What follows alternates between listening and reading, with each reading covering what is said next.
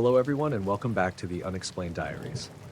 Here on this channel I share real-life encounters with beings from beyond the skies to help you unwind and drift off to sleep. Before we dive in, I would love to hear from you. Leave a comment and let me know where you're tuning in from. Now, find a comfortable spot, relax, and let's begin. I was making my usual rounds along the cliffs near the lighthouse on Orkney, checking the lamp and the foghorn. It was one of those nights where the wind cut through your coat like a knife, gusting sideways and making the lighthouse sway slightly on its foundation. Rain had passed through earlier, leaving everything slick and glistening under the dim floodlights along the walkway. I was halfway down the cliff path, notebook in hand, jotting down maintenance checks when something caught my eye. At first, I thought it was a fishing boat, or maybe one of the gulls gliding too low over the water. But the light was wrong. Not the usual lantern glow, not the color of a boat. It was silver, like polished metal reflecting faint moonlight, and it hovered over the waves, not moving side to side, not bobbing with the swell. Just hanging there, steady, like it didn't belong to the world at all. I squinted, trying to make sense of it. The wind was brutal, whipping my hair and stinging my face, yet that thing stayed still. I lifted my binoculars from my neck and focused. No ropes, no supports, nothing holding it up. Just a smooth, slightly curved shape, featureless, perfectly balanced above the choppy sea. I blinked, shook my head, and checked behind me. No one else, just the cliffs and the lighthouse. I pulled out my radio, thinking I'd call in, maybe report a boat adrift or some unusual weather equipment gone missing. The thing was still there when I fiddled with the dial. The radio was dead, static, a low hum that wouldn't clear. I cursed under my breath. Batteries were fine. I'd checked them last week. I tried again. Nothing. The humming from the radio seemed to match the rhythm of the waves, but not exactly. There was a subtle delay, an offbeat quality that made me tighten my grip on the device. I watched the silver shape for what felt like several minutes, though my watch said maybe 3. It didn't move closer, didn't rotate, just floated, reflecting the sparse light from the moon and lighthouse. Then, in a fraction of a second, it shot straight up. No acceleration curve, no slowing down. It vanished into the cloud cover overhead like someone had flicked it out of the sky. I blinked hard, wondering if I'd imagined the whole thing. My radio crackled instantly, a loud burst of static followed by clear, steady reception the moment it disappeared. I dropped the binoculars and grabbed the microphone. "Control, this is Orkney Lighthouse. Do you copy?"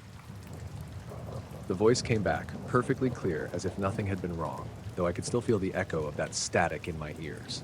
I tried to explain, but it sounded ridiculous, even to me. I kept glancing at the spot where it had been, scanning the clouds and sea. Nothing. Not a hint, not a ripple, not even a reflection on the water. The waves were just waves again. The wind was still cutting through my coat, the lighthouse lamp still sweeping its beam over the cliffs. It was as if someone had taken a single frame from reality, held it, and then returned everything exactly where it belonged. I walked back to the lighthouse slowly, eyes darting from the cliff edge to the horizon. My boots slipped on wet stone a couple of times, making me jump more than I cared to admit. Inside, I poured a cup of tea, trying to calm my hands. The radio was still buzzing lightly, like it wanted to remind me that something had broken the world for a moment. I sipped slowly, staring out the window at the cliffs. The next day, I checked the logbooks from nearby vessels. Nothing.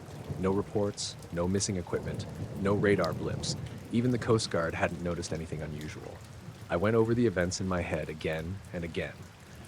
The object, the hovering, the way the wind seemed to pass right through it, the instantaneous liftoff, and then the radio snapping back to life. Every detail stuck, stubborn and uncomfortable.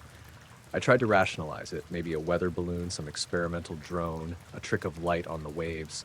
But the way it moved, so deliberate, so impossibly smooth, it didn't match anything I'd ever seen. And the moment it disappeared, the radio, that part made no sense at all. Equipment never fixes itself like that. Weeks went by. I kept the binoculars on the shelf by the window, the radio checked and rechecked, but nothing came back. The cliffs stayed quiet. The waves rolled as they always had, gulls circled, and the lighthouse carried on.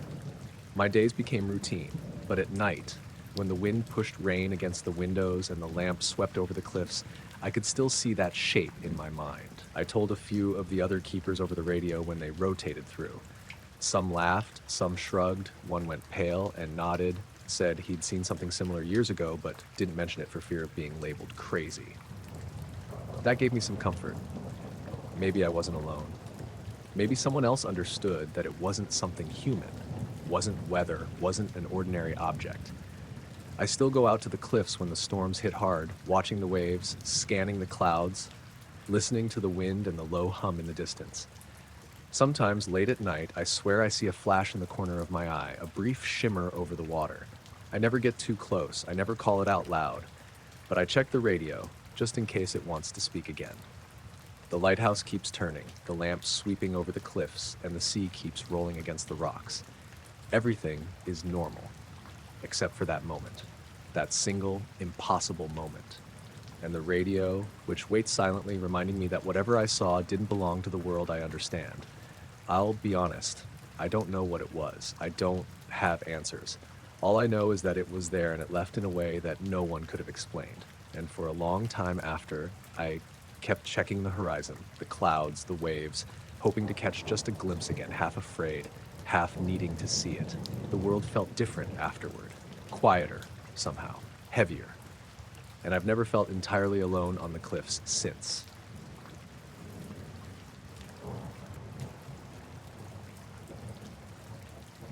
I was driving home late that night through the back roads of Dumfries and Galloway.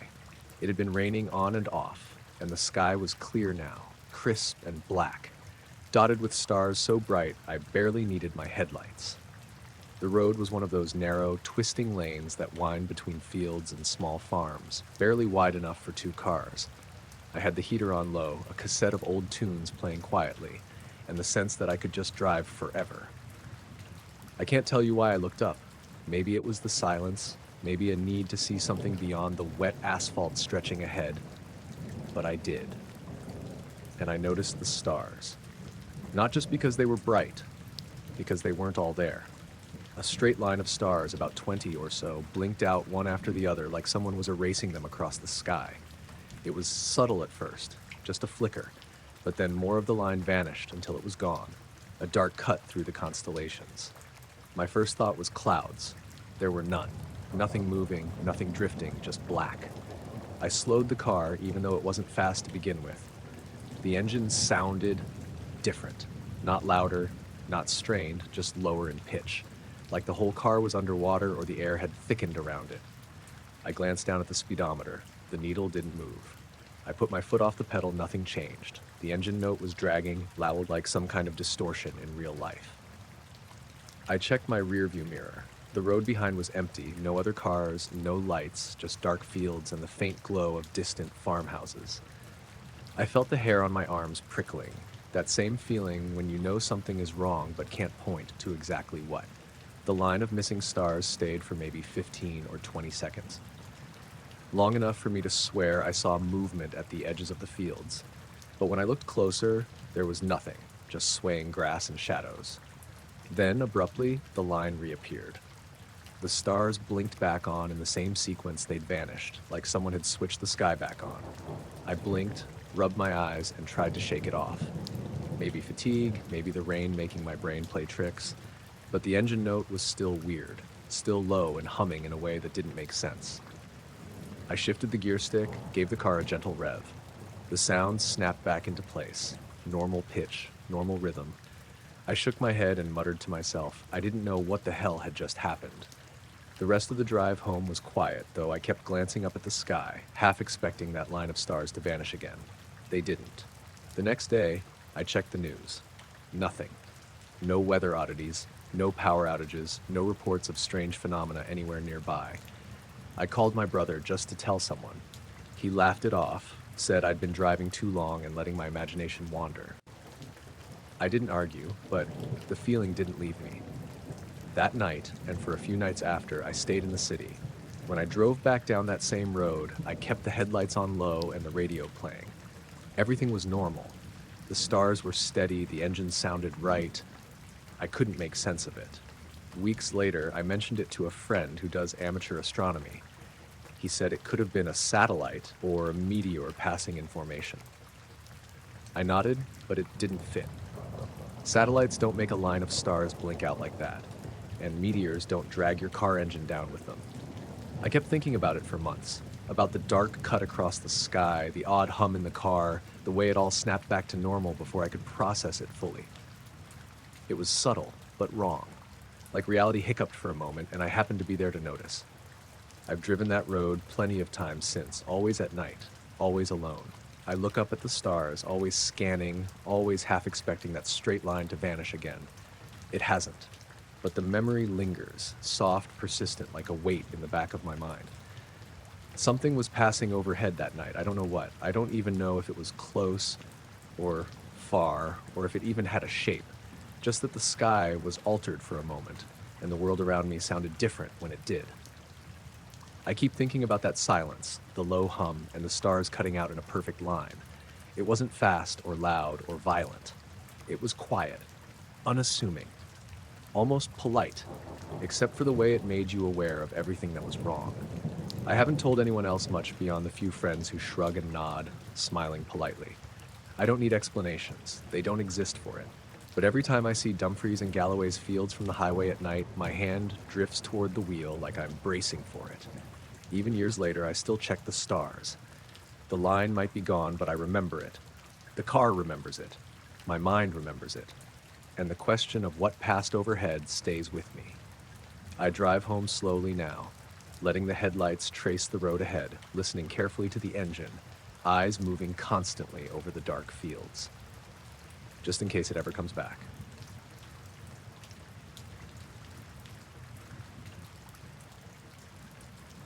I hadn't planned to be out on the loch that night.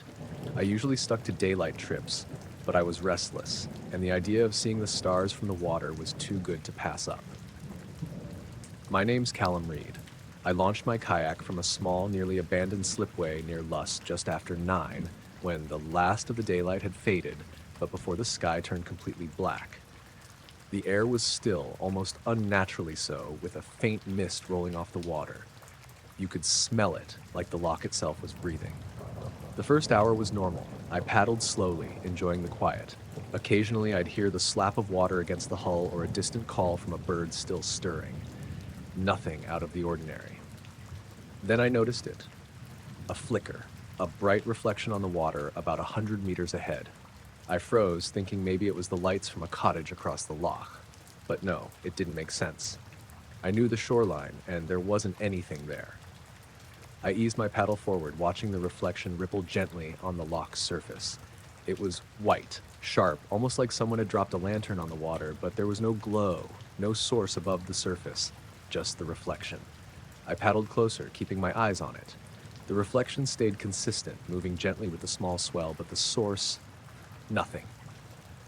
Not a light on the shore, not a boat. I stopped again, trying to convince myself it was some trick of the mist or my eyes playing games. I looked around. The loch was empty, just me and the water, the faint mist, and the faint outline of the hills beyond.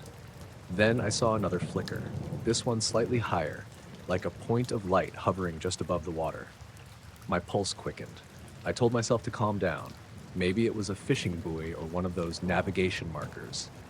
I've seen them before, but the color was wrong, and they don't hover in midair.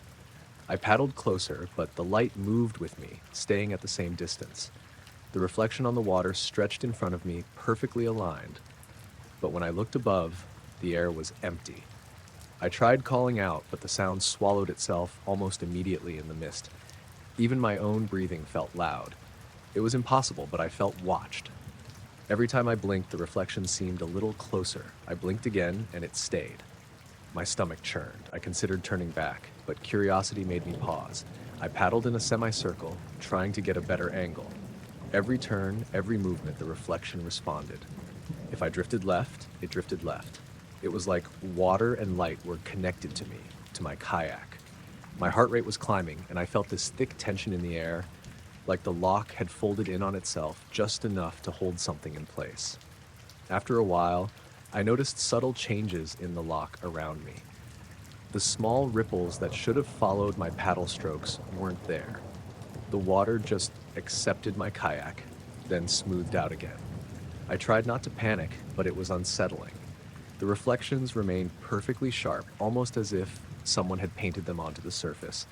When I blinked, there was a slight lag in my vision, like the reflection was tracking me in the split second I closed my eyes.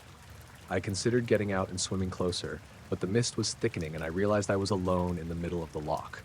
Even the sound of the water around me seemed muted. Then a faint humming began, soft at first, like distant machinery, but steady. I stopped paddling. The humming got slightly louder, then faded. I looked around. Nothing moved. I paddled toward the reflection again, slowly trying to catch it. When I got closer, the surface of the loch became almost unnaturally still. The reflection sharpened, brighter now, but the source, there was none. I could see every detail in the water, my paddle cutting through, my own shadow stretching toward the reflection, and nothing else. No boat, no light above, no glow on the shore. For a few minutes I just sat there, frozen. The reflection held itself perfectly, a vertical, elongated shape stretching across the loch. It was mesmerizing, disorienting. I tried blinking, turning, paddling slowly backward. The reflection stayed like it had weight, like it was tethered to the water itself. Then, as I blinked one last time, it disappeared. The water rippled normally, my paddle moved through it with regular resistance, and the faint mist rolled back over the surface. Everything was as it had been, ordinary, except that I knew what I had seen. I stared at the water for a long time, trying to convince myself I imagined it, but the sense of being watched lingered. The silence was too heavy, too deliberate. I turned my kayak back toward the slipway, paddling steadily. The mist closed in around me, hiding the hills, hiding the shoreline. When I finally reached land, my legs felt wobbly. I looked back at the loch, but there was nothing, just black water and faint fog. At home, I tried to describe it to my brother over the phone. He laughed it off. Kayak lights, Callum. Maybe a reflection from a distant cottage. But I knew the water had been empty. I'd seen it. The reflection hadn't been from anywhere above or behind me. It had been there. And when I moved, it moved. I haven't been back out on the loch at night since. Even during the day, it's strange. I watch the water, look for anomalies, and wonder if I'd ever catch it again. The reflection didn't do anything. Not a flash, not a signal, just exist. And that's what makes it feel like it was alive, or at least aware. The loch itself seemed different after that night, like it had been holding something in place and let it go when I blinked. Even now, when I think about it, I can feel the tug in my stomach, the way the air held itself still, the way the reflection followed me. There's nothing to prove it, no photo, no sound recording, just memory, and the knowledge that sometimes the water doesn't belong entirely to me. I was walking home from a late shift at the cafe on Clerk Street. It was a weeknight in October, damp but not raining, and the city was quiet in that weird way it sometimes gets when the buses thin out and the pubs haven't closed yet. My name's Aaron McDonald. I live just off Leith Walk, and on nights like that, I usually cut across the meadows to shave time off my walk. You can see Arthur's Seat from there, a big dark lump against the skyline. I've lived in Edinburgh my whole life, and I've never seen anything strange up there, until that night. I first noticed the light when I was at the corner of Buckledge Place, just as the meadows opened up in front of me. It was a single bright orb above the ridge of Arthur's Seat, not flashing like a plane, not flickering like a drone, just steady. It wasn't a streetlight or a helicopter. It hung higher than the Salisbury Crags, but still low enough that it felt close. The weird thing was how silent everything was. Normally you'd hear sirens, cars, at least some noise from the city. But all I could hear was my own footsteps and the faint hiss of damp leaves under my shoes. I stopped and stared at it for a while. It wasn't moving, just sitting there, white and perfectly round, brighter than the moon, but smaller. After a few seconds, I convinced myself it was some kind of night-climbing lamp or a weather balloon. I started walking again, cutting diagonally across the meadows toward Lauriston Place. When I glanced back, the orb had shifted slightly to the left, not in a drifting way, more like it had repositioned itself. I told myself it was my imagination and picked up the pace. Halfway across, I noticed how empty the park was. No students walking dogs, no cyclists, nothing. The street lamps cast those orange cones of light, and outside them the fog thickened near the grass. The orb was still above Arthur's seat, but it seemed closer, like it was tracking me. I tried to ignore it. My hands were shoved in my coat pockets, and I kept my eyes on the pavement. I only looked up again when I reached the edge of Melville Drive. It was still there. Same brightness, same shape, but I could have sworn it had moved slightly to the right again. I crossed onto Lauriston Place and kept heading north. The city sounds started picking up. Distant cars, a bus braking near Tollcross, but it felt muted, like everything was under a heavy blanket. When I passed the old Royal Infirmary, I glanced back. The orb was no longer over Arthur's seat. It was now above the rooftops near Marchmont, further west, almost directly behind me. My stomach dropped. I walked faster. Every time I turned a corner, the light would vanish, gone completely. But after I walked a block or two, it would reappear, always behind me, always at the same angle. It wasn't high like a plane, and it wasn't bobbing like a drone. It was just there, fixed but following. I tried to be rational. Edinburgh has plenty of weird atmospheric stuff. Maybe it was a reflection from a construction light. But when I stopped outside a closed shop on Lothian Road and looked carefully, there was nothing in the street that could make a reflection like that. I kept moving. My route took me past Prince's Street Gardens. The castle loomed above, dark and solid. When I crossed into the new town, the orb reappeared again, now lower, almost at rooftop height. I could see its glow reflecting faintly in the upper windows of some Georgian flats. It was smaller than before, but still too bright to be anything normal. I ducked into a close, waited a minute, and peered out. Nothing, just the normal city night. I stepped back onto the pavement and started walking again. Within 2 minutes, there it was. Above me now, like it had hopped across the sky. By the time I reached York Place, I was genuinely scared. My phone had full bars, but my GPS was frozen. The blue dot wouldn't move even though I was walking. I tried rushing it, but the map just stuck. The street felt deserted despite the hour not being that late. Even the trams were quiet. I decided to call my flatmate, Anna. The call wouldn't go through. No error message, just silence, like the line was open, but no one on the other end. I hung up and tried again. This time it rang once and then cut off. I crossed onto Broughton Street, nearly home now. The orb was back behind me, a bit higher again. I didn't dare stop to look at it directly, so I caught glimpses in shop windows, its white glow hanging there, not reflected from anything, just present. Every time I blinked, it felt like it shifted a fraction. Not toward me, but adjusting. When I reached my building on Leith Walk, I shoved the key in the door, stepped inside, and slammed it shut. My heart was pounding. I went straight to my window, pulled back the curtain. Nothing. Just the usual orange streetlight glow and a few drunken students walking past. The sky was blank. My GPS updated suddenly, showing my exact location. My phone calls worked again. Everything normal. I stayed at the window for a long time. I wanted to see it again, to prove to myself it wasn't just exhaustion or a trick of the light. But there was nothing out there. No orb, no silence, no weird stillness. Just a regular damp Edinburgh night. Eventually I sat down, still wearing my coat, and stared at my hands for a while. My palms smelled faintly of metal, like coins. The next morning I walked the same route to work in daylight. People everywhere, cars, noise, the whole city awake. I kept looking up at Arthur's seat, but the sky was clear. No balloons, no helicopters, no bright orbs. At lunch, I asked a few coworkers if they'd seen anything strange last night. Nobody had. One of them joked about UFOs. I laughed it off. I don't walk across the meadows at night anymore. I stick to the busier streets, even if it takes longer. Sometimes when I'm heading home and I glance toward the skyline, I think I see something, a small white glow above the crags, but when I blink, it's gone. I haven't told Anna the full story. I'm not sure how to explain it without sounding crazy, but I know what I saw, and I know how it felt.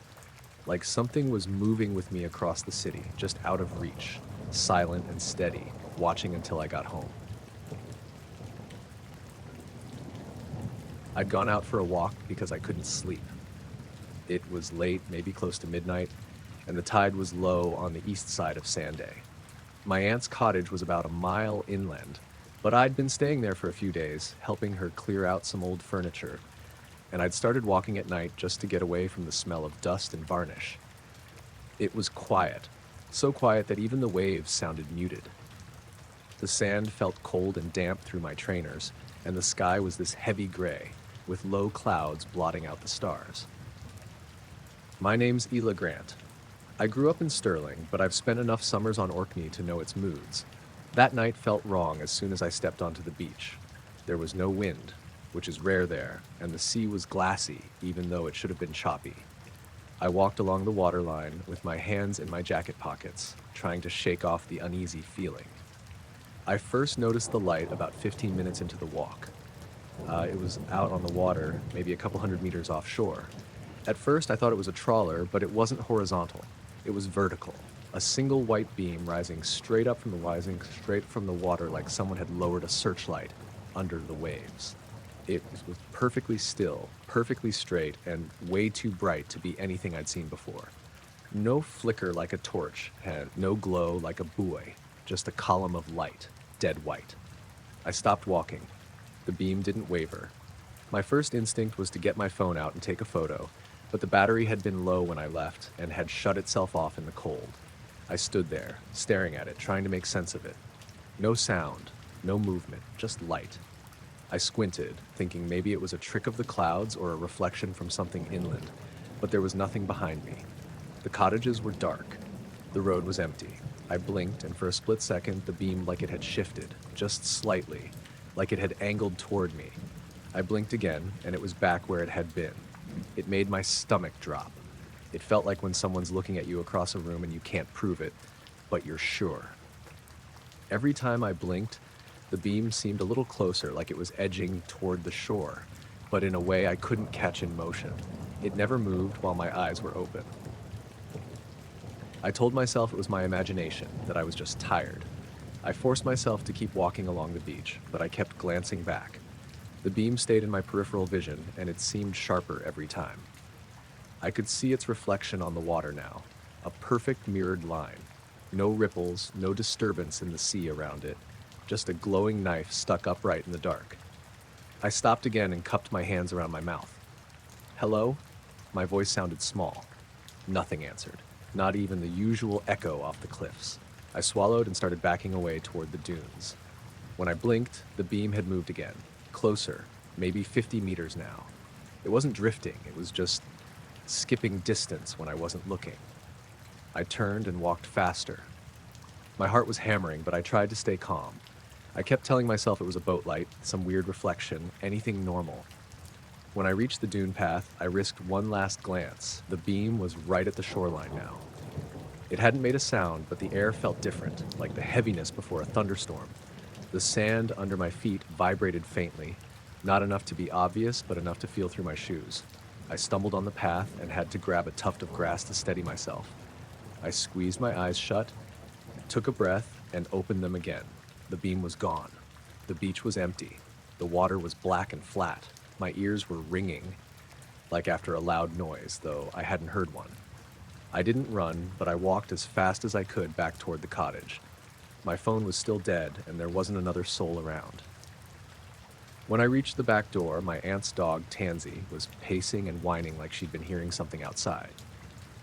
She doesn't usually react to much. I locked the door and sat at the kitchen table for a long time, staring at the floor, trying to decide if I'd really seen it. In the morning, I went back down to the same spot. The tide had come in, and the sand was smooth, but there was a strange line of dry sand running straight down from the dunes to the water, like something had left a mark without touching it. No footprints, no driftwood, just that line. The sea was normal again, wind picking up, gulls screaming, everything looked ordinary. I haven't told many people about it because I don't have anything to show. I know what I saw, though. It wasn't like any lighthouse or boat or light I've ever seen. The way it seemed to move when I blinked, that's the part I keep replaying. Like it was aware of me noticing, like it didn't want to be caught in the act. Even now, thinking about it, I can feel that same pressure in the air. The way the dog was restless, the silence on the beach. No sound but my own breathing, and that beam, impossibly white, impossibly straight, lifting out of the sea.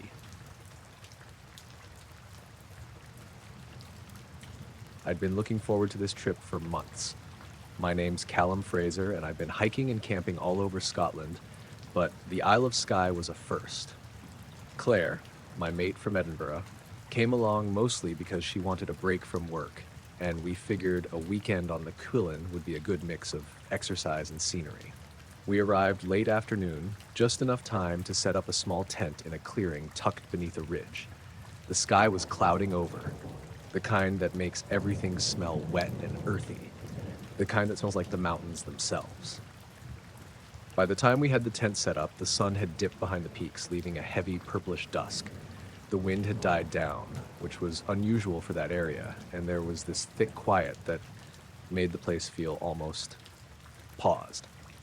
We had dinner of canned beans and bread, just enough to keep us warm, and then we sat outside with a couple of beers, watching the last light fade from the mountain ridges. I can be very still when I'm out in the wild, listening and looking, and something about that evening just made me want to stay still for longer. It started around 10:30. Claire had gone into the tent for a nap, and I was outside, leaning on my pack, staring up at the dark silhouette of the peaks. Then I noticed it. A faint red dot, like a tiny distant lantern, floating above the ridgeline. My first thought was someone else's headlamp, maybe another camper, but there shouldn't have been anyone up there, at least according to the map and the way the trails looped. And then another dot appeared, and another. They weren't moving in a straight line or along a path. They were weaving, looping, dipping, almost dancing across the peaks. It wasn't random. It was deliberate. I fumbled for my camera, but the moment I pointed it, the lights blinked out, gone, leaving only the black of the mountains against the night sky. I muttered to myself, thinking maybe it was a trick of my eyes, but then a low hum rose from somewhere below the ridge. Not like wind or distant traffic, something more mechanical, more constant, but soft. I called Claire out. She zipped up the tent and came, still rubbing her eyes. I pointed toward the peaks, and we watched in silence. Slowly, the lights returned.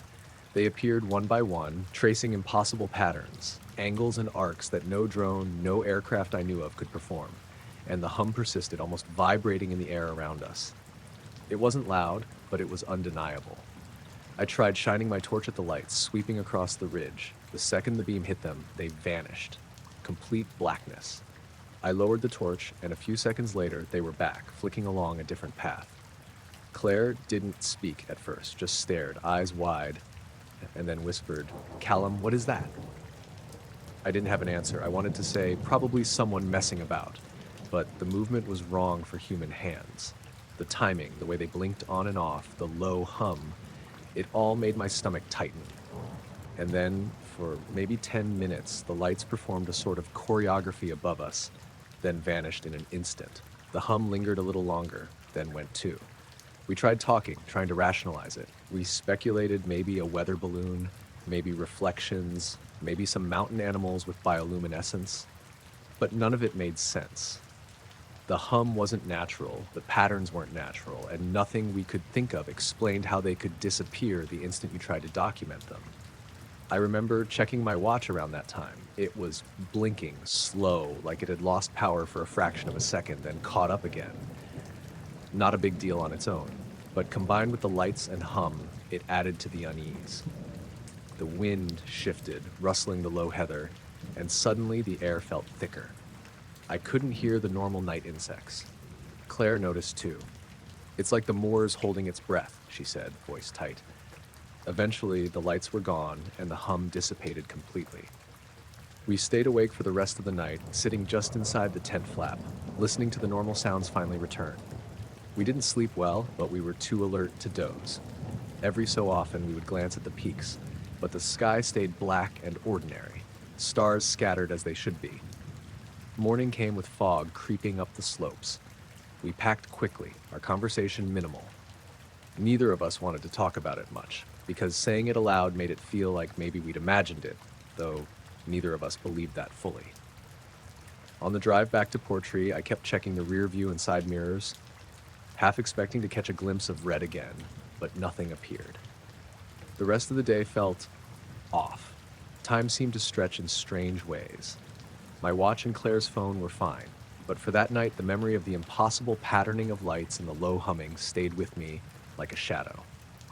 I've gone back to Sky a few times since then, but I've never seen anything remotely like it again. And when I tell people, they either smile politely or shrug. But that night, above the Kulin, something was there that wasn't supposed to be. The lights, the hum, the way everything froze in silence around us. It wasn't anything I can explain, and I don't think I ever will.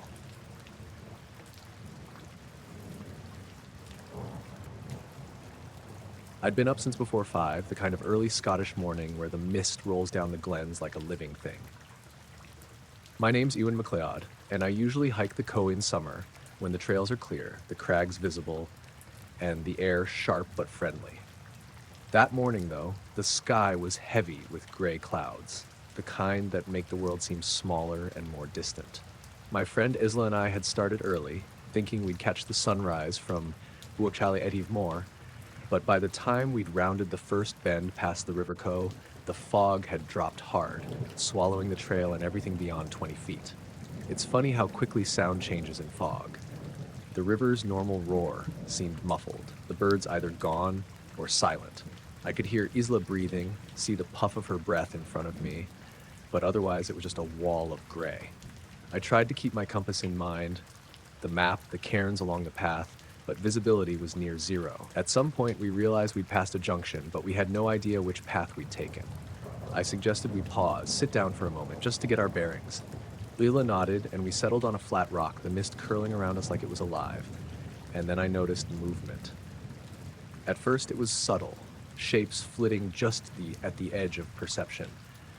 Pale, almost the same color as the fog, small, moving with a kind of deliberate curiosity. I rubbed my eyes, blinked, and the shapes were still there, drifting between boulders around trees, following no trail I could see. They were too low to be birds, too quick for deer. Ela saw them too, because she whispered, "Ewan, do you see that?" I nodded, though I couldn't explain it. The figures didn't make noise. No rustling, no footsteps, nothing. We got up, tried to walk toward the next cairn we thought we recognized, but every time we turned a corner, more of them appeared, just out of reach of the fog. They weren't threatening, but there was this insistence to their presence. I don't know how else to describe it, like they were aware of us, tracking, waiting. I kept calling out, "Hello?" but the sound seemed to vanish instantly, swallowed by the mist. No echo, no response, just silence. I tried to stay rational. "It's probably someone else lost," I told Isla. "Tourists, maybe. They're bundled up in white jackets or something." But that didn't make sense.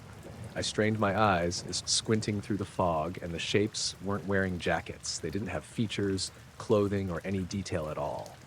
Just small, pale outlines that moved like shadows in water. We took a few steps toward them, hoping to see something familiar, and then they shifted, always keeping distance, moving in ways that didn't follow natural paths. They slipped behind rocks, through trees, and when we blinked or looked away for a second, they were gone. The trail itself began to betray us. Stones that were there moments ago had disappeared, roots appeared where none should be, and the ground beneath our feet felt wrong. Not unstable, but like the landscape itself had shifted just enough to confuse us. I glanced at my watch. It was 6:17, but somehow that felt off.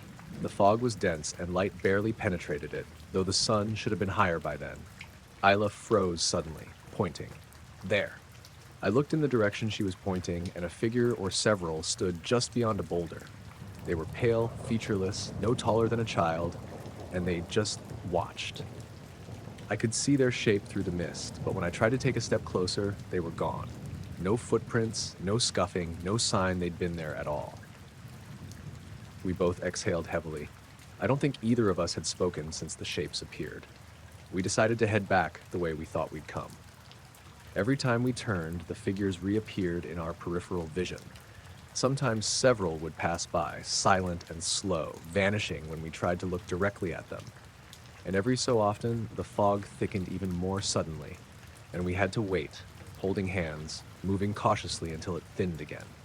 I began to notice the air itself was different. The dampness seemed heavier, clinging to our clothes, and there was a faint smell I couldn't place. Not wet earth or river or moss, but chemical, metallic, faint. Isla noticed it too. She wrinkled her nose and whispered something about ozone, but I knew she hadn't smelled it before. After what felt like hours, though was probably only half an hour, the fog began to lift slightly. The pale figures, as if aware of the change, all vanished at once. No shapes in the distance, no movement, nothing. Just normal mist rolling down the glen. We reached a cairn we recognized, and the sun was peeking weakly over the ridge. Birds called tentatively from the trees. The river's roar was normal again. I tried to convince Isla it had been a trick of the light, our exhaustion, maybe even a hallucination brought on by the damp cold. She shook her head. "No," she said. "I saw them too. And you saw how they moved. You can't just make that up." I nodded, though I had no explanation. We didn't talk much the rest of the way down. The world had returned to normal, the usual sights, smells, and sounds of Glen Coe, but something in it felt different. The early morning calm wasn't just quiet, it was expectant, like the place had noticed us. When we got back to the car, I checked my watch again. Time had passed normally, but it felt stretched somehow. That night, I tried to sketch what we'd seen. Pale figures shifting through fog, moving in ways that weren't natural. I've kept those sketches, though I've shown them to no one. People would think we were joking or insane. The strange part is, the memory isn't fading. I can close my eyes and see them, drifting silently, just out of reach, with the fog curling around them. I haven't hiked in Glencoe early in the fog since. Not that I don't want to. The Glen's beautiful, but every time the mist rolls in, I think of those figures. Small, pale, silent, always moving, watching. And I can't shake the feeling that the Glen itself remembers too.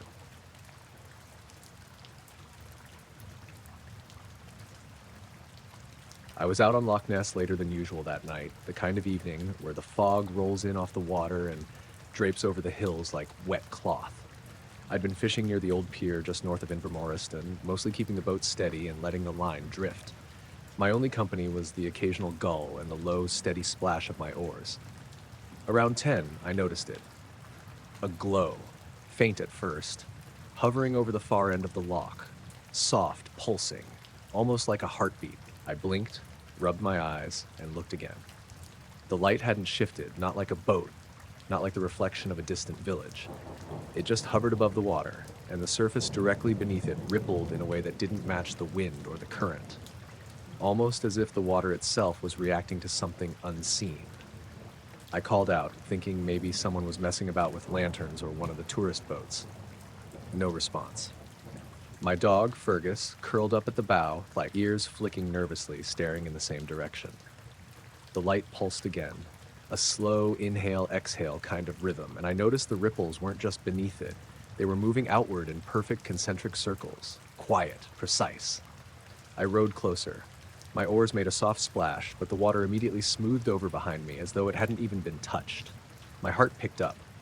I'd been on the loch hundreds of nights, alone, in fog, in calm, in storms, but I'd never seen anything behave like this. "Hello?" I tried again, my voice sounding small and hollow over the water. Nothing, just the gentle pulse of light, the water, and the occasional cry of a bird somewhere far off. I eased closer, angling the boat so I could get a better look. The light was dimmer now, but more defined, a rounded, soft-edged oval hovering maybe 20 feet above the water. It didn't shine like a lamp, didn't reflect anything. It just glowed from within. I grabbed my camera from the seat beside me, fumbling with the lens. In the viewfinder, it looked like nothing. The light wasn't registering properly, almost transparent, like my camera refused to capture it. I tried again, different settings, even the phone's night mode. Nothing. Just the dark water and the faint outlines of distant hills. My pulse hit my throat. Fergus whimpered, low and hesitant, and I caught myself speaking aloud, though I wasn't sure if I wanted to hear an answer. "What are you?" My own voice sounded absurd, ridiculous even, but I felt compelled to ask. I rowed closer still, careful, slow, the light pulsing gently, and then, just as I got within maybe 50 feet, the glow flickered once and vanished. No fading, no upward movement, no drift, just gone. The water beneath it went flat immediately, perfectly calm. No ripples, no trace of disturbance, nothing to suggest it had been there. I sat in the boat, hands frozen on the oars, listening to nothing but the loch. My heart was still thumping, and Fergus was trembling. I tried to shake it off, told myself I must have imagined it. Reflections, a trick of the fog, phosphorescence in the water. But I'd rowed closer, I'd seen it with my eyes. It wasn't a reflection, it wasn't fireflies, it wasn't anything natural I know of. I checked my watch. 15 minutes had passed, though it felt like seconds. Everything seemed slightly off. The fog was thicker now, but it wasn't raining. The wind had died down completely, but the air still felt heavy. I rowed back slowly, not wanting to move too quickly, half expecting the light to reappear, half afraid it would. By the time I reached the pier, I was drenched with sweat under my coat, though the temperature hadn't changed. I tied the boat off, looked back over the lock. Nothing. Just black water stretching toward hills disappearing into fog. I felt exposed, tiny, like I'd trespassed somewhere I wasn't supposed to be. I called the local ranger station from the pier, trying to report a light, something unusual. They asked if I was sure it wasn't a buoy, a boat, or one of the tourist operations still running at night. I said yes, absolutely. It wasn't that. They noted it politely, then told me to be careful. I didn't push further. Later, back home, I sat with a cup of tea, staring out my kitchen window toward the lock. The fog had cleared a bit, stars glinting faintly. Fergus curled at my feet, still jittery. I tried to think rationally, retrace the night in my head. Every detail, the pulsing, the ripples, the way it vanished, the way my camera couldn't record it. All of it felt impossible. I couldn't get it off my mind, kept imagining the glow returning, hovering above the water, calm and silent, the lock reacting beneath it as though it had had weight or influence over the world. I started sleeping with the window cracked, just in case, listening to the faint lapping of water against the shore, expecting something. I wasn't sure what. The next day, I went back to the pier, hoping for some rational sign, a log from another fisherman, a reflection from a passing boat. Nothing. The lock was normal, the water moving naturally, the gulls calling over the shore. I scanned the horizon over and over, but the pulse never came back.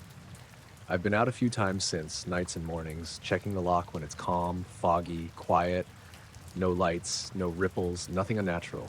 And yet, every time I see the water stilling perfectly, I feel the memory of that glow, hovering silently, judging me from the far end.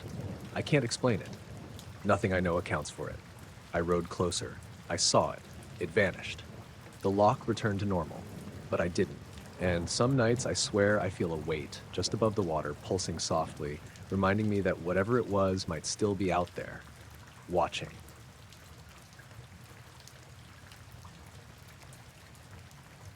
I was up before the sun, like I always am.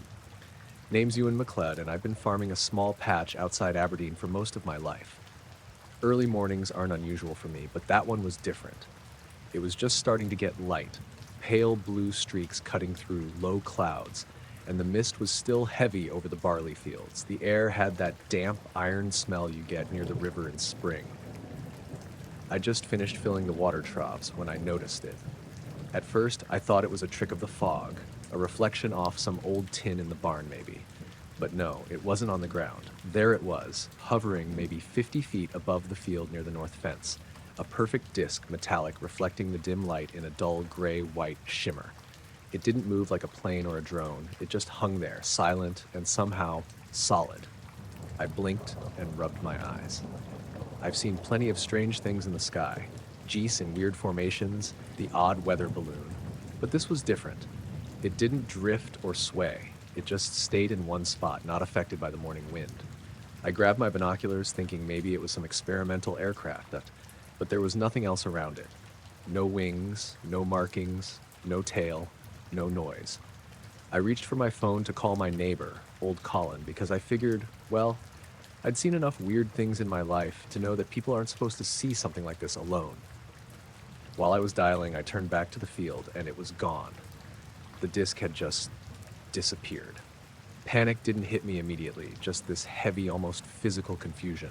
I walked toward the field, thinking maybe it had landed or that just misjudged it. The barley looked normal, swaying with the breeze, until I stepped closer. There was a circle where the grass was flattened, pressed down in a near-perfect disc. It wasn't torn or broken, just pressed. Smooth, like someone had laid down and rolled out over it. I crouched, running my fingers over the stalks. No footprints, no tire tracks, nothing to suggest it was anything terrestrial.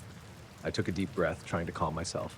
Maybe it was frost settling oddly, but the circle was too clean, too precise. I called Colin again, voice shaking a little. He answered on the second ring. Colin, you awake? Ewan? It's early. What's up? You've got to come see this field. Now, north end by the fence. There was a pause, then a grumble. I'll be there in 10 minutes. Don't touch anything. I hung up and waited, pacing along the edge of the field. Every so often I'd glance up, half expecting the disc to return, but the sky was empty, just fog and streaks of early light. Colin arrived, slow, his old pickup crunching over the frost-hardened ground. He climbed down, scratched his head, and followed me to the circle. He looked at it, blinked, and muttered, "Well, I'll be." "Seen anything like this before?" I asked. He shook his head. "Not outside stories my granddad told, crop circles, bits of metal in the sky, but nothing real." We stood there for a few minutes, silent, just watching the morning light make the dew on the flattened barley sparkle.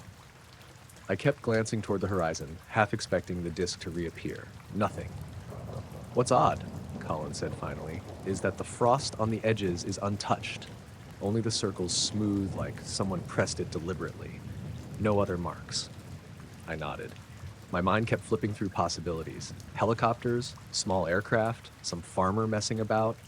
But the silence, the perfect shape, the way it just vanished before I could get a proper look, none of it added up. By the time we'd measured it roughly, taken a few photos with my phone, and compared notes, the sun had risen fully. The mist was lifting, revealing the rest of the field and the low hills beyond. The disc was nowhere. No sound. No trace in the sky. We tried rationalizing it as much as we could while walking back to the farmhouse. Maybe it was an experimental drone from the university, some kind of weather monitoring thing. But drones don't hover so large, so solid, with no noise. And the flattened circle, nothing man-made would do that so cleanly without leaving evidence. I kept looking at the photos on my phone. The circle was visible, slightly brighter where the sun hit the frost differently. Nothing else. I showed them to Colin, who just shook his head. "I can't explain that, Ewan. Don't think anyone else will either." For the next few days, I couldn't stop checking the field. The circle stayed exactly as it was, the barley slowly rising back up, but still showing the imprint if you looked close. No more lights in the sky, no more hovering discs. It was as if it had been a momentary anomaly, gone as quickly as it appeared. I mentioned it to a few other farmers in the area over the week. Most laughed it off. One old bloke swore he'd seen similar in the 60s near Aberdeen. None could offer any explanation. I keep the photos on my phone. Sometimes I look at them and wonder if I imagine the disc itself, even though the flattened circle is real, undeniable. I've gone back to that part of the field many times. Nothing else happens. But every time I do, I feel that same quiet, that pause in the morning where the air feels like it's holding its breath. It wasn't terrifying, not in the traditional sense. Just wrong. Out of place. The kind of wrong that leaves your mind running through explanations and coming up empty. I've farmed this land for decades, and I've seen all sorts of things. Fog that rolls in like it's alive, strange cloud formations, flocks behaving oddly, but nothing like that morning. I can't explain it. I don't know if anyone can. And yet, I'll keep an eye on that sky and that field every morning I can, because if it ever comes back, I want to see it with my own eyes again.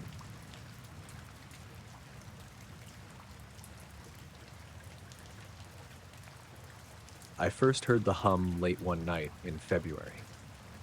The Isle of Mull is quiet in winter, especially where my cottage sits above the cliffs near Carseg.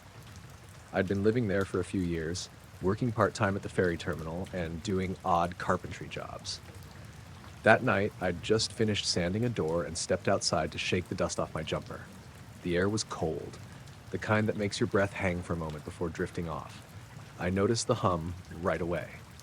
It was low, steady, like the engine of a distant ship, but the sea below was calm and empty. At first, I thought it was the wind making a trick through the rocks. Mull can be strange that way, sounds bouncing around the cliffs, but there was no wind, just stillness and that hum soft enough you could almost ignore it. But once you caught it, you couldn't stop listening. It wasn't coming from any one direction. It felt like it was everywhere at once, seeping through the ground. The next morning at the cafe in Craigner, I asked Ewan, who runs the place, if he'd noticed it. He looked at me for a second and said, "That noise by Carseg?" Like it wasn't news to him. He told me a few people had mentioned it, fishermen mostly, and a woman who rents the holiday cottage near mine. But he didn't make a big deal of it. Weird acoustics along the cliffs, he said. Nothing new. I let it go for a week. The hum wasn't there every night, but when it came back, it would stick around for hours, usually after dark. Sometimes it would rise a little, like a pitch shift, then dip back down. It wasn't loud, but it made my windows vibrate slightly. More than once, I woke up in the small hours thinking my phone was buzzing on the nightstand, only to realize it was that low sound again.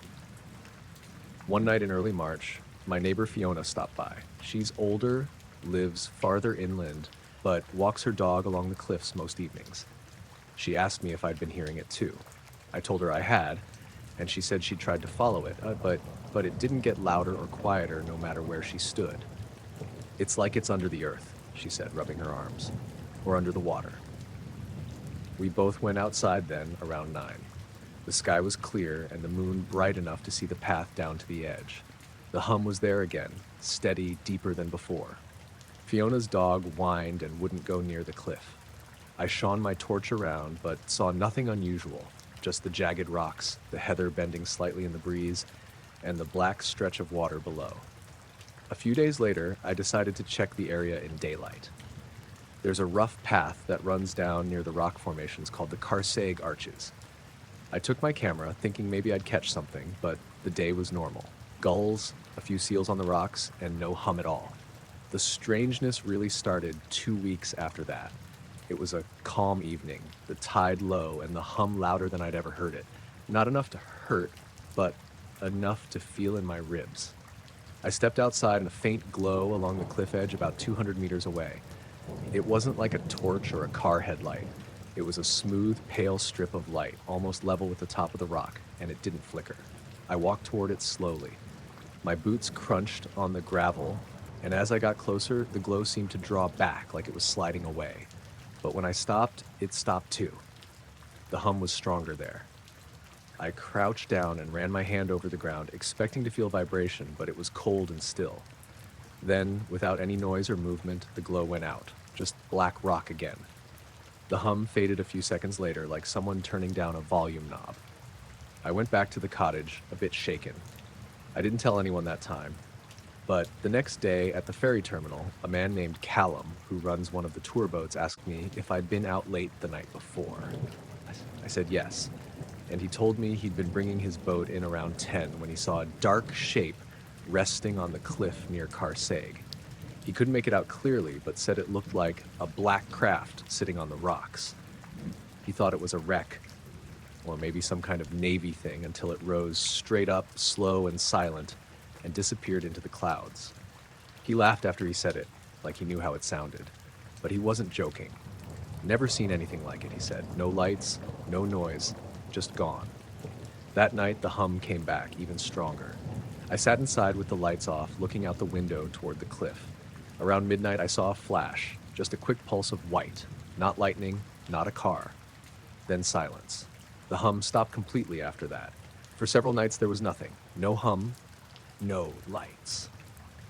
Then Fiona knocked on my door one morning. She said she'd been walking at dawn and thought she saw small marks on the rock near where we'd been standing that night.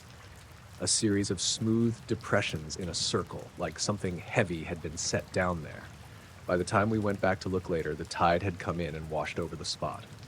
Since then, the hum has returned on and off, never as strong as before.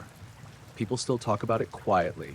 Someone at the shop, a guy fixing his car on the road, but nobody makes a big thing of it. I haven't seen the glow again, and I've never heard Callum mention that craft a second time. I still live in the cottage. Most nights are normal, but when the hum starts up, even faintly, I notice the dog on the hill across from me bark for a few seconds, then go silent. The gulls drift off, and the seals slip into the water. The whole area feels like it's holding its breath. I'll step outside sometimes, stand by the edge, and listen. It's always the same, low, steady, with no clear source. Some nights it seems farther away, other nights like it's right under my feet. I've tried recording it on my phone, but the sound never comes through. Just wind. I haven't gone back to the exact spot where the glow appeared. I could, but I don't. When the hum starts, I stay inside, lights off, and wait for it to fade. Eventually, it always does. Then the seals return, the dog barks again, and the sea sounds like the sea.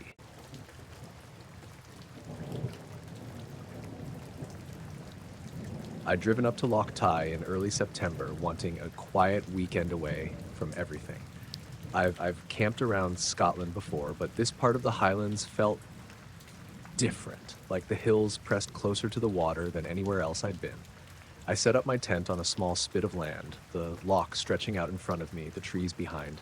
There wasn't a soul around, just the occasional gull and the wind moving the reeds along the edge.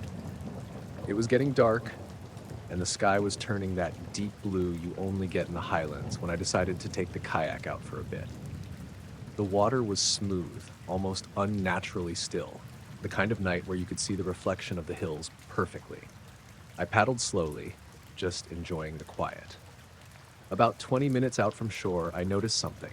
Small ripples, too regular to be random, skimming across the water's surface a few meters ahead. I assumed it was a fish, maybe a big one, or a log moving with the current. But as I got closer, I realized there was nothing visible in the water. The ripples moved fast, almost gliding, and then stopped as abruptly as they started. I shrugged it off, figuring my eyes were playing tricks on me in the fading light, and turned back toward the tent. That's when I saw it. A glimmer on the water, maybe a meter above the surface, like a reflection of the moon but brighter, moving along with no wake, no disturbance in the water at all. It was perfectly horizontal, just sliding over the loch, and as I blinked, it seemed to vanish, only to reappear a few meters further along. I froze in the kayak, unsure if I was imagining it. I reached for my phone to check the GPS, hoping that would help me make sense of it, and noticed the screen flicker. The compass app, which I always keep on when kayaking, started spinning wildly. I leaned over to check, thinking maybe it was low battery or interference, but the spinning continued for several minutes. The glimmer moved again, slow, almost lazily, until it disappeared behind the curve of the loch. I paddled to the shoreline as fast as I could, my hands shaking more from adrenaline than the cold. By the time I got back to the tent, the loch was calm again, the sky dark, everything as if nothing had happened. I sat on a rock and stared out across the water, but there was nothing, no glimmer, no movement, no disturbance. I tried to shake it off, telling myself it was just reflections, maybe a trick of the low moonlight on the mist rising from the water. I had dinner, brewed some tea, and eventually crawled into the tent, the events sticking in the back of my mind. Morning came, fog low over the loch. I packed up, still uneasy. I walked along the shoreline to check where I'd launched the kayak and expected to see something. A mark in the water, broken reeds, disturbed mud. But there was nothing. The shoreline looked untouched, as if I'd never been there. Not a single sign that anything had moved over the water. I pulled out my compass again, trying to orient myself, and it spun. Slowly at first, then faster. I checked multiple times, moving along the shore, and every compass I had on me, including the watch, did the same thing for nearly 2 hours. My sense of direction was completely unreliable. The sun came out eventually, and the compasses started to behave normally again, but the memory of the spinning remained in my mind. I paddled the kayak back out briefly just to see if the glimmer would appear again, but the loch was just loch. Calm, still, reflecting the sky and the hills. I couldn't see a thing. No movement, no disturbance, no object skimming the water. I stayed on the shore the rest of the morning, moving slowly, listening to the gulls, but the sense of being watched stayed with me. Driving home, I noticed other small things I hadn't before. The dashboard compass on my car flickered once, the radio crackled faintly, nothing major but enough to make me uneasy. Every time I passed a body of water after that weekend, I found myself checking the surface, half expecting to see a glimmer moving without a wake. I've gone back to Loch Tay several times since during the day with friends, and nothing happens. The water behaves like water, the shoreline like any other, the compasses work normally. But that night, in that small stretch of loch under the low September moon, everything acted as if the laws I trusted weren't quite real. I tell people, and they usually shrug it off. Moonlight, reflections, wind. But I know what I saw. And I know what I felt, the stillness, the unnatural glide over the water, the compasses spinning. Something moved there, something I can't explain, and for those few minutes, it was the only thing that existed on that loch. I don't go kayaking at night alone anymore, not on Loch Tay, not anywhere. And sometimes when I see the calm of a loch at dusk, I swear I catch a glimmer moving across the surface, always just beyond reach, leaving the water perfectly still behind it.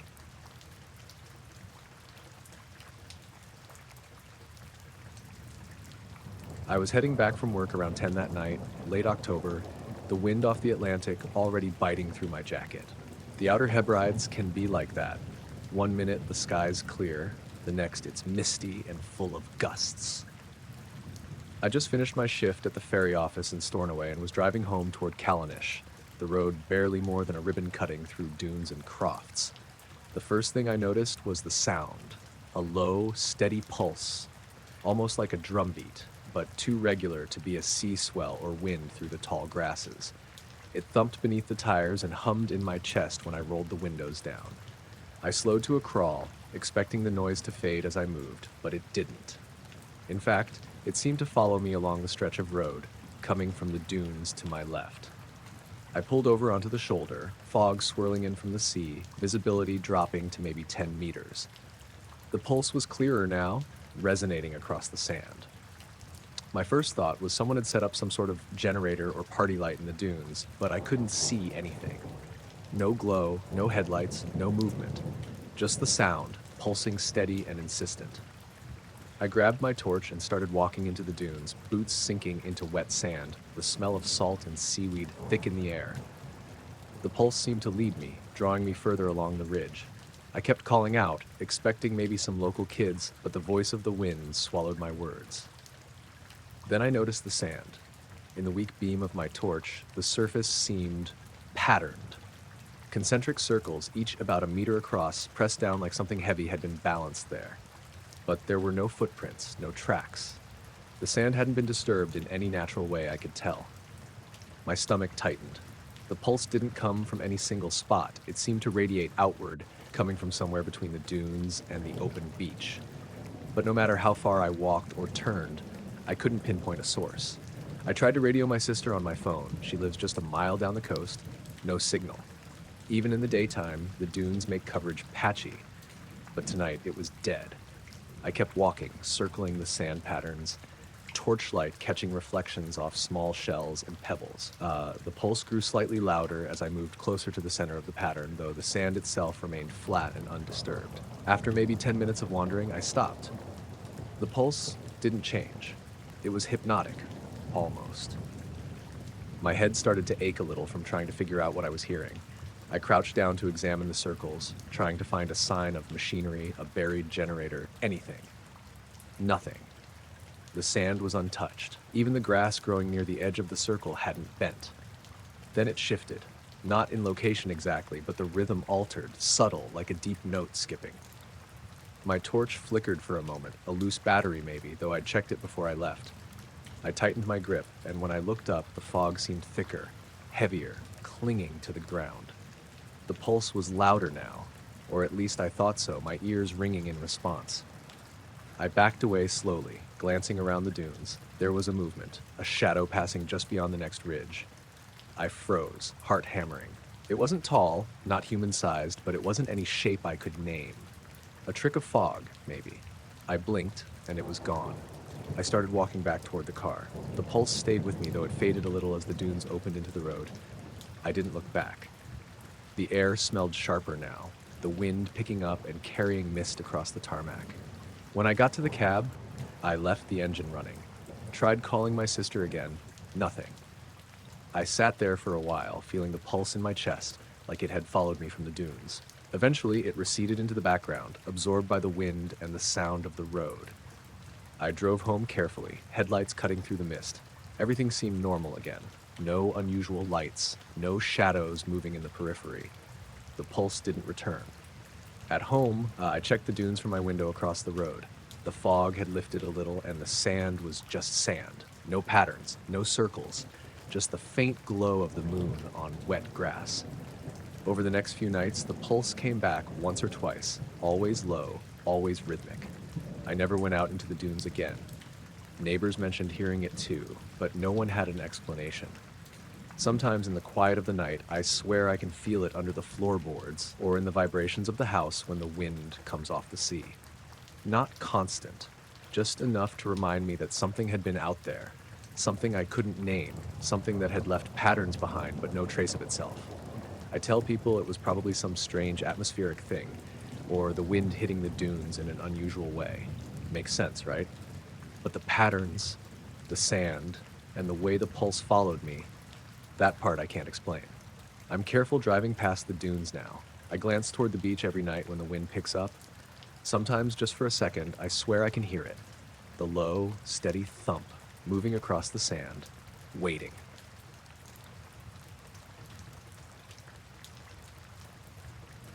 I'd been working at the bakery in Kirkcaldy that summer, finishing my shift late one Friday night. My friends, Ailsa, Darren, and I had been talking about heading down to the Fourth Bridge to hang out, just to kill time and watch the river at night. It was warm for early June, not a cloud in the sky, and the bridge lights made this weird glow across the water. We got there around 10, parking near the old viewpoint that looks straight down the river. I'd been there plenty of times, but something about that night felt off, though I couldn't put my finger on it. Ailsa was messing with her phone, Darren was leaning on the railing, and I was just staring at the water when I noticed it. At first, I thought it was a reflection from the bridge lights, but then I saw the lights themselves, small white dots hovering just above the water near the bridge. They weren't moving like a plane or a helicopter. They stayed in the same spot, almost like they were waiting. I nudged Darren. "Look at that!" He squinted. "Huh, weird." Elsa lifted her phone to get a better look, and that's when it got weirder. The lights blinked, all of them, once, then disappeared for a split second before reappearing slightly higher. Then a few more appeared, forming a loose line over the water. We started taking photos, joking nervously, trying to make sense of it. Ailsa pointed out that they weren't on the bridge's radar, or so she claimed, double-checking some tracking app on her phone. "Nothing showing up," she said, her voice shaky. "No helicopters, no planes." I didn't know what to say. Part of me wanted to think it was some kind of drones or light installation, but nothing nearby could be controlling them. The air felt heavy, and there was this low hum that I hadn't noticed at first. Not loud, not annoying, just there, vibrating in the chest a little. We stayed there for maybe 15 minutes, just watching. The lights moved together suddenly, sliding horizontally across the bridge span without a sound, like they were coordinated. Then they stopped abruptly, hovering in place for a few seconds, and vanished as suddenly as they'd appeared. I blinked, and they were gone. We didn't know what to do. Darren muttered about calling the police, and we agreed. Ailsa dialed the non-emergency line and explained what we'd seen. The operator was polite but skeptical, asked for location details, and said radar showed nothing unusual in the area. I could feel my stomach nodding. If the radar didn't see them, what had we actually been looking at? We hung around another half hour just to see if they'd come back. Nothing. Eventually, we decided to leave, joking to cover the unease, though I noticed none of us really sounded convincing. The next night, we went back. I don't know why, we all kind of knew it was a terrible idea, but there was this pull, like we needed to see if it happened again.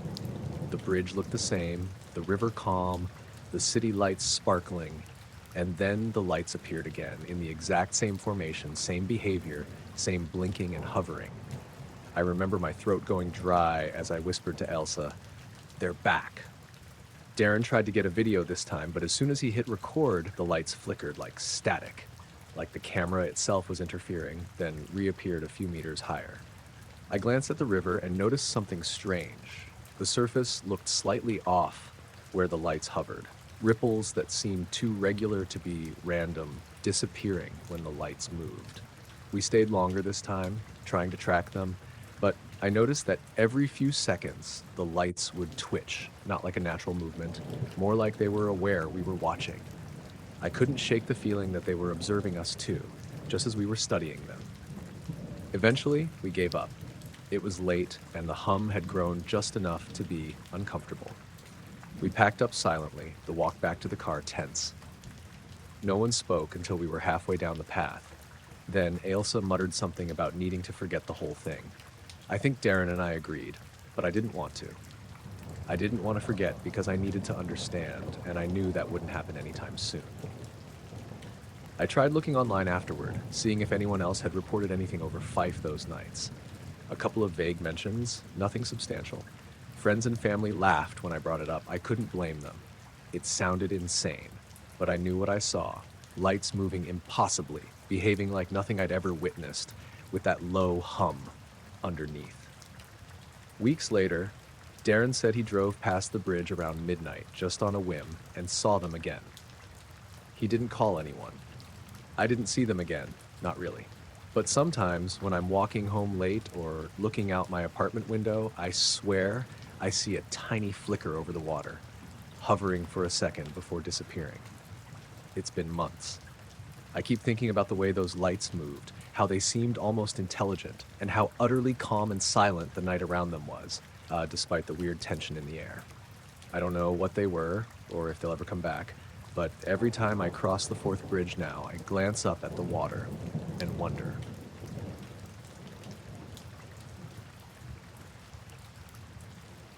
I set up camp on the west shore of Loch Marie late that afternoon, just as the sun was starting to dip behind the mountains.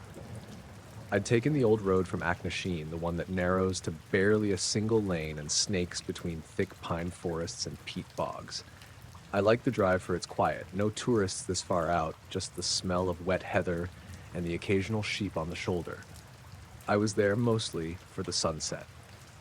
My camera bag was stuffed with lenses and tripods. I've always liked landscape photography, the kind that makes the loch look endless and the mountains taller than they really are. I set up on a little clearing just above the waterline where the grass slopes gently into the loch. The light was golden, spilling across the water, catching the pine needles in a soft glow. I took the first few shots, adjusting my tripod, moving the camera back and forth. Nothing unusual yet. A few midges swarmed around my head, but I didn't mind. The wind was calm, almost unnaturally still, which made the water mirror flat, perfect for reflections. I crouched to check my first pictures on the screen. That's when I thought I saw a flash, a quick glint at the far end of the loch, but I blinked, and it was gone. I shrugged. Maybe the sun had caught a ripple in the water, a reflection from some rock. I took another shot. Another flash, just for a fraction of a second at the same spot, though the light didn't make sense. My eyes strained, but the horizon was empty. No birds, no planes, no clouds. Just the mountains, the loch, the trees. By the time I had set up for a wider shot, the air had gotten colder. The kind of chill that sneaks into your hands and nose even when you're wearing gloves and a wool hat. I remember thinking how quiet it was. Not just the loch or the wind, but even the usual distant hum of traffic from the main road seemed gone. I raised the camera again, framing the loch, the sky streaked with pink and orange. I snapped a series of photos, each one a few seconds apart, trying to catch the last of the light. That's when I noticed it, or at least what would show up later. In every single frame, at the far edge of the loch, there was a small, triangular shape. It was faint, metallic-looking, moving impossibly fast across the water. I didn't see it with my eyes, only on the screen. At first, I thought I'd misclicked, some lens flare or motion blur artifact. I moved the camera, snapped again. Same thing. The shape had shifted in position, always triangular, always moving, always beyond my ability to see it without the camera. I lowered the camera, scanning the loch with my own eyes. Nothing. No sound, no ripple, no trace of movement. My pulse picked up. I pointed the camera again, clicked, and checked the screen. There it was again, closer this time, as if it had been tracking me. I walked a little closer to the water, my boots sinking into the wet grass. The air smelled of damp pine and earth, exactly as it had before. Nothing seemed different, except for the nagging feeling that I was being watched. I glanced behind me. The trees were still, the shadows deep, but the loch, flat and silver in the dying light, was perfect. Yet I could feel it. Something had moved out there, something that shouldn't be able to hover above the water, move so fast and leave no trace. I took a few more photos, backing up slowly. That's when I noticed the faintest vibration in the ground, like a soft thrum. Not the wind, not water, just this steady pulse beneath my feet. I paused, breathing shallow, trying to convince myself it was just my heartbeat amplified by the quiet. But the vibration didn't stop, even as I took another step back. Then, over the lock, a shimmer, just a flicker, like heat waves on asphalt. The triangular shape appeared again, now faintly glowing, moving in a straight line that made no sense with the wind or the water. I swiveled my tripod, following it, but it moved faster than my eyes could track. By the time I looked up, it was gone. Nothing left. The lock was calm, the mountains shadowed, only my pulse and that faint thrum remained. I packed up quickly as the last light left the sky. The vibration underfoot stopped once I moved away from the clearing, as if it had been tied to that specific spot. I kept checking the tree line behind me, half expecting to see something, anyone, but there was only the night settling over the hills. Back at the campsite, I pulled out my camera and scrolled through the images on the LCD. Every shot from that last half hour had the shape, sometimes high above the water, sometimes barely skimming the surface. Always triangular, always moving impossibly fast. My hands shook as I zoomed in. There was no blur, no distortion, nothing to suggest it was a trick of the lens, and yet I had seen nothing with my own eyes. I checked the surrounding area, shone my flashlight over the water. Nothing. The lock was just itself. Dark, still, silent. No waves, no ripples, nothing disturbed. I even walked the shoreline, barefoot through the cold sand and pebbles. No footprints except mine, no marks in the grass, no sign that anything had been there at all. I kept the camera on my lap as I sat by the fire, watching the last smoke curl into the night. The images glimmered faintly on the screen. I tried to rationalize it. Lens artifact? Light reflection? Maybe a seagull catching the last sun? But the triangular shapes weren't random, and they didn't match anything in the environment. The lock had been empty, silent, yet my camera insisted otherwise. By the time I fell asleep in my tent, the air had grown cold enough to fog the inside of the canvas. I dreamed of the lock glowing, of triangles moving beneath the surface, silent and impossibly fast, rising and falling with no regard for physics. When I woke, the lock was calm, the sun barely cresting the mountains. I hiked back to the car, leaving no trace of my night except the photos on the SD card. The rest of the lock seemed normal, as if the shapes had been a mirage. But I've gone back twice since, camera in hand, every time hoping to catch another flicker. Nothing, not a single image, not a pulse, not a shimmer. I still don't understand it. The images exist. The lock looked empty to my eyes. And that pulse underfoot, I can't explain that either. I tell people about it, but they smile politely and nod, chalk it up to imagination or photography tricks. Maybe it was. But I know what my camera saw. And every so often, when the wind is still and the sun hits the water just right, I swear I feel the faint hum of something moving just out of sight, far across the lock, impossible to catch. I was heading home from a late shift at the university library, and Claire had insisted we take the long way along the Tay River. It was one of those early spring nights, the air still holding a bite from the Fife winds, and the river looked like black glass in the lamplight. We weren't saying much at first, just shuffling along the gravel path that hugs the riverbank, the city quiet at that hour. That's when I noticed it. A flicker in the water, like someone had dropped a candle beneath the surface. At first, I thought it was a reflection from a streetlight or a passing car, but there wasn't anything nearby. No cars, no lights, not even a passing cyclist. I nudged Claire, and her eyes widened when she saw it too. "Probably a fish," she whispered. I laughed it off, but the reflection didn't behave like a fish. It wasn't moving with the current. It wasn't darting or splashing. It just shimmered, brightening and dimming like a tiny pulsing bulb. We slowed our walk, peering at the water. There were more flickers now, scattered along a stretch of the river maybe 30 or 40 meters ahead. They weren't evenly spaced, and they didn't line up with anything on the bank. I felt a little stupid standing there, trying to figure out if it was something natural or a trick of our eyes, but Claire didn't move away either. Then, I noticed the oddest part.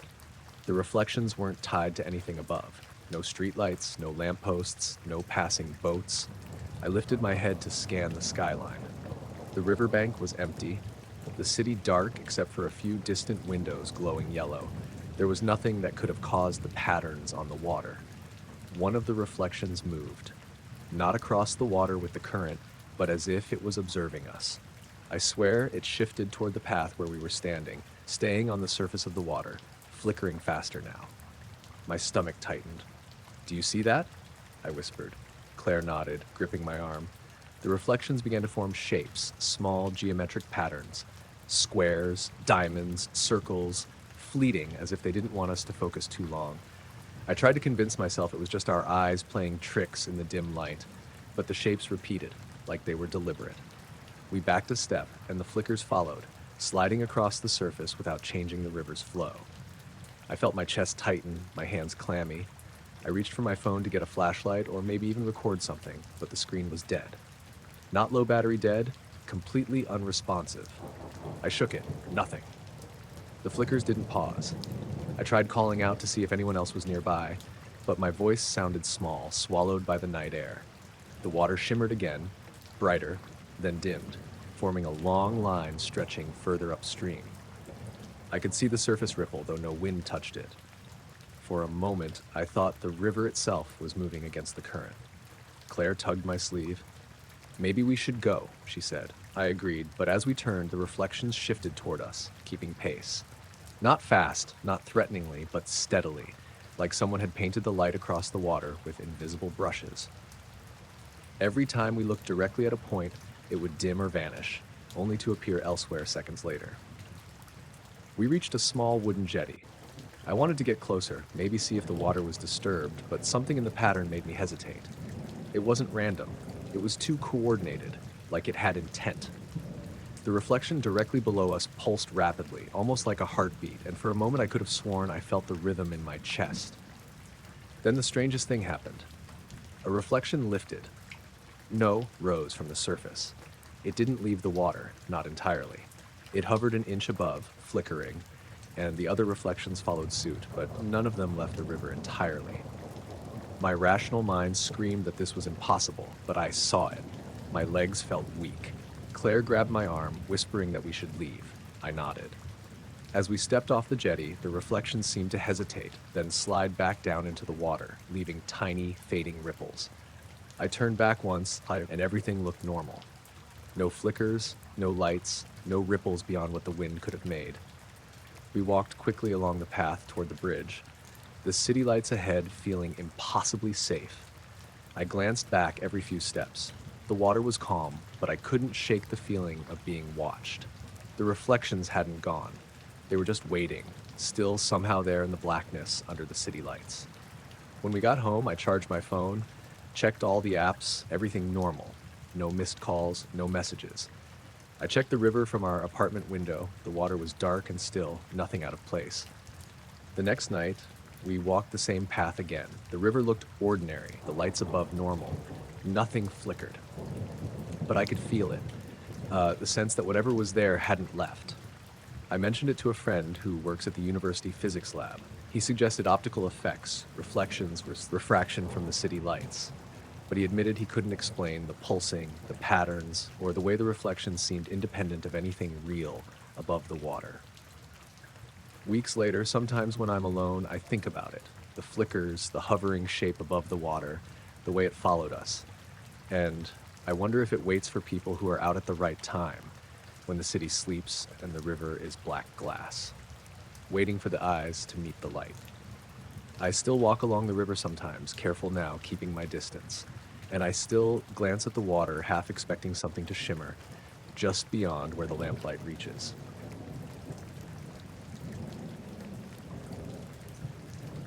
I was driving back from Crieff to Dunkeld late one November evening, a stretch of road I'd taken dozens of times before.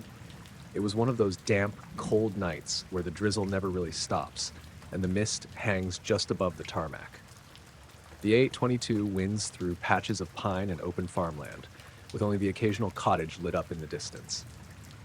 I'd stayed too long at a friend's house, coffee and a slow dinner, so it was just after 11 when I finally left. The road was nearly empty. No cars behind me, none coming the other way. The only sound was the wipers squeaking over the windscreen and the occasional thud of rain hitting the roof harder than usual. I was listening to Radio Scotland, but the signal had started cutting in and out as soon as I left Crieff, It was just static and faint voices, so I switched it off. About halfway between Amelie and Dunkeled, the trees opened up to a stretch of moor. It's one of the darker parts of the road. No streetlights, no houses, just black hills and sky. That's when I saw it. At first, it looked like a car with its full beams on, maybe cresting a hill ahead, but the light didn't move the way headlights do. It was too high, too centered on the road, and far too still. I slowed down instinctively. The light was a pale white, not harsh like a spotlight, more like a frosted bulb. It wasn't blinding, but it lit up the wet road in front of its fry, making the mist glow. No shape, no structure, just a hovering circle of light, maybe the size of a small car bonnet, about 2 meters off the ground. I pulled my car down to about 30 miles an hour, my hands gripping the wheel tighter than I realized. I thought maybe it was some kind of temporary roadworks light or even a drone, but it wasn't flashing, and there was no sound. No engine, no rotor noise, just silence. The drizzle had eased off, but the mist seemed thicker around the light. As I got closer, maybe 50 meters away, it became obvious it wasn't attached to anything. No poles, no wires, nothing in the road. It hovered perfectly still, dead center of my lane. My heart started thudding because there wasn't anywhere to turn off immediately. The verges there dropped sharply into grass and stones. I flicked my headlights off and on quickly, thinking it might be a cyclist or some vehicle I couldn't see, but nothing changed. The light just stayed there. My car was idling now, crawling along at barely 15 miles an hour. The dashboard clock ticked over to 11:27. When I was about 20 meters away, the light shifted. Not like it moved forward or back, it just glided sideways, as smooth as if it were on rails. It went from dead center of the road to hovering over the opposite verge without tilting or flickering. Still no sound, no wind. My car headlights shone straight under it, and there was nothing there. Just damp grass and fog. I swerved slightly into the other lane to pass, my eyes glued to it through the passenger window. The light didn't react to my car at all. It just stayed at the verge, maybe a meter off the ground now, soft and steady. I noticed something strange as I passed. The drizzle around it seemed to stop midair, like a halo of dry mist. Outside of that circle, rain was still falling normally. I just got past it when I glanced in the rearview mirror.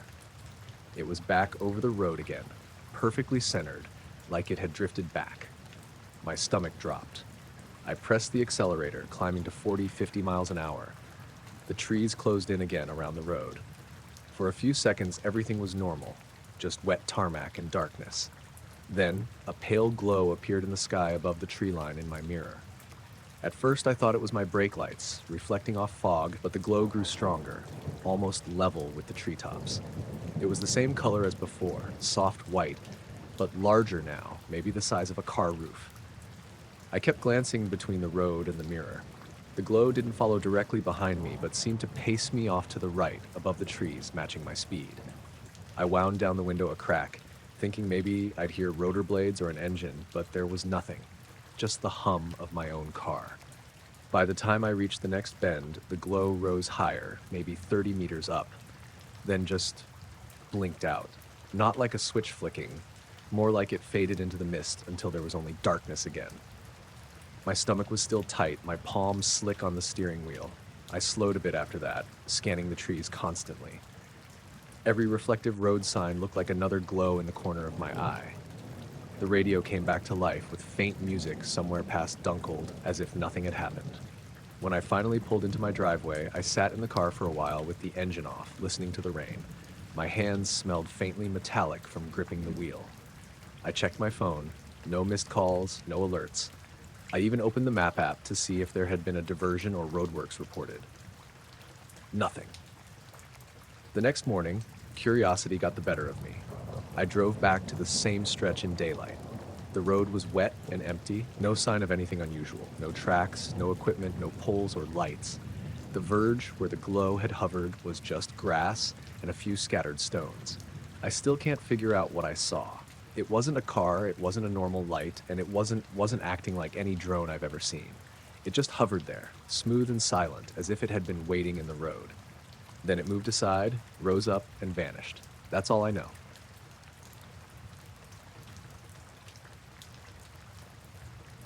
I'd been training for months to do Ben Nevis in winter conditions. It wasn't anything extreme, just a personal challenge. I'd done some smaller Munros in snow, but never the big one. That March weekend, the forecast looked clear but cold, steady minus 6 degrees Celsius near the summit, light wind. I figured it was my best shot before the season turned. I set off early from the Glen Nevis Visitor Center, still dark, headlamp on. The car park had only 3 other vehicles. I saw one guy packing his gear into a big red rucksack but didn't talk to him. The lower path was iced over but manageable with spikes. My plan was straightforward. Up the mountain track, summit by midday, back down before it clouded over. By the time the sky started turning gray-blue, I was maybe halfway up. Snow crusted on the rocks, crisp underfoot, no one else in sight. I stopped near a small cairn to drink water and adjust my gloves. The air felt heavy and still, but that wasn't unusual at that altitude.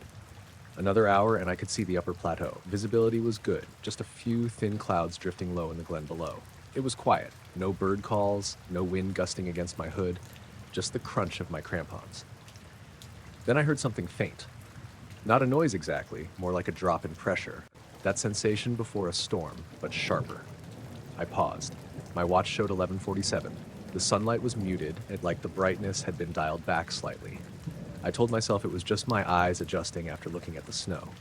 I kept climbing. At the summit, there were only 2 other people, an older man with a beard and a younger woman, maybe his daughter. They were taking photos near the trig point. We nodded but didn't speak.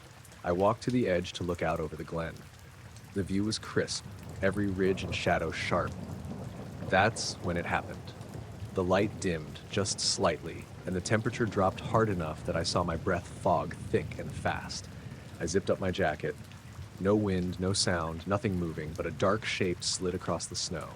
It wasn't a cloud shadow. It was perfectly triangular, like a cutout. I froze. It passed over the summit in total silence, no fluttering snow, no gust of air, just there one moment and moving the next, slow enough to track with my eyes, but faster than a cloud.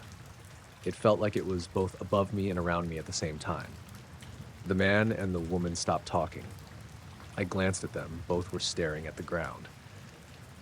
The shadow stretched maybe 30 meters across, sharp edge, darker than any normal shadow. My brain kept trying to fit it into something logical. Maybe a helicopter, maybe some kind of sailplane. But there was no sound, no movement of air, no object visible above us. Then it passed beyond the edge of the summit and vanished over the north face. The brightness returned like a switch had been flipped. The air was still bitterly cold, but the extra drop eased. I realized I was gripping my trekking pole so tightly my knuckles hurt. The man muttered something in Gaelic and started packing up quickly. The woman followed without looking at me. They headed down the path, boots crunching fast on the ice. I stood there alone, heart hammering, trying to see if there was anything in the sky. Nothing. Clear blue-gray, no planes, no birds. I took a photo of the snow where the shadow had crossed, but of course it was just snow in the picture. When I finally started down myself, the path felt different. The snow squeaked underfoot in a higher pitch, like walking on styrofoam. My compass needle trembled faintly when I checked it at a junction. It wasn't spinning wildly, just quivering back and forth a few degrees. I blamed the metal of the trig point, but it kept doing it for another 15 minutes as I descended. Halfway down, I caught sight of the 2 ahead of me, far lower on the track, moving quickly. I thought about shouting, but didn't. Something about the silence felt like it would swallow my voice. The rest of the descent was normal. Snow softening a little under the sun, a light breeze picking up again. By the time I reached the car park, my watch said 15:06. The man and woman's car was gone. Mine was one of only 2 left. I sat in the driver's seat for a long time before turning the key, my gloves still on. I kept looking up at the summit through the windshield. Everything looked exactly as it should. Just a big mountain, snow on top, sky above. I've gone back since, in different seasons. Nothing like that's happened again. But every time I reach the plateau, I find myself glancing down at the snow, waiting to see that impossible triangle slide across it, silent and sharp, like it was never really there.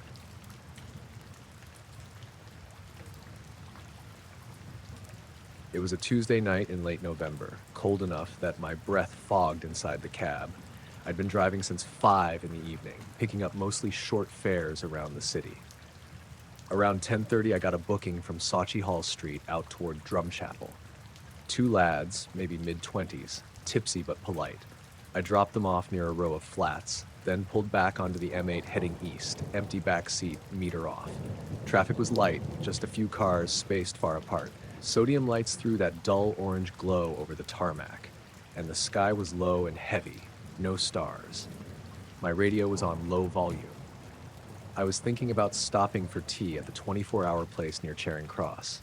I first noticed it near the Kingston Bridge, a glow in my peripheral vision, high above the road. At first I thought it was just the reflection of lights from a crane or one of those aircraft warning beacons, but when I glanced up through the windscreen, there was nothing like that. Just a round pale disc, maybe the size of a bus from my viewpoint, hanging silently above the motorway. Not bright like a searchlight, more like the glow of a full moon through fog. I slowed a little, half expecting it to resolve into something normal, a drone maybe, a helicopter. But there was no rotor noise, no movement, and it didn't blink or flash like aircraft lights. I passed under an overpass and lost sight of it for a moment. When I cleared the overpass, it was still there, same distance, same position relative to me, as if it was matching my speed. I kept driving. My hands felt slick on the steering wheel even though it was cold. I tried to keep my eyes on the road but kept flicking glances upward. The thing never wobbled, never changed brightness. It was just there.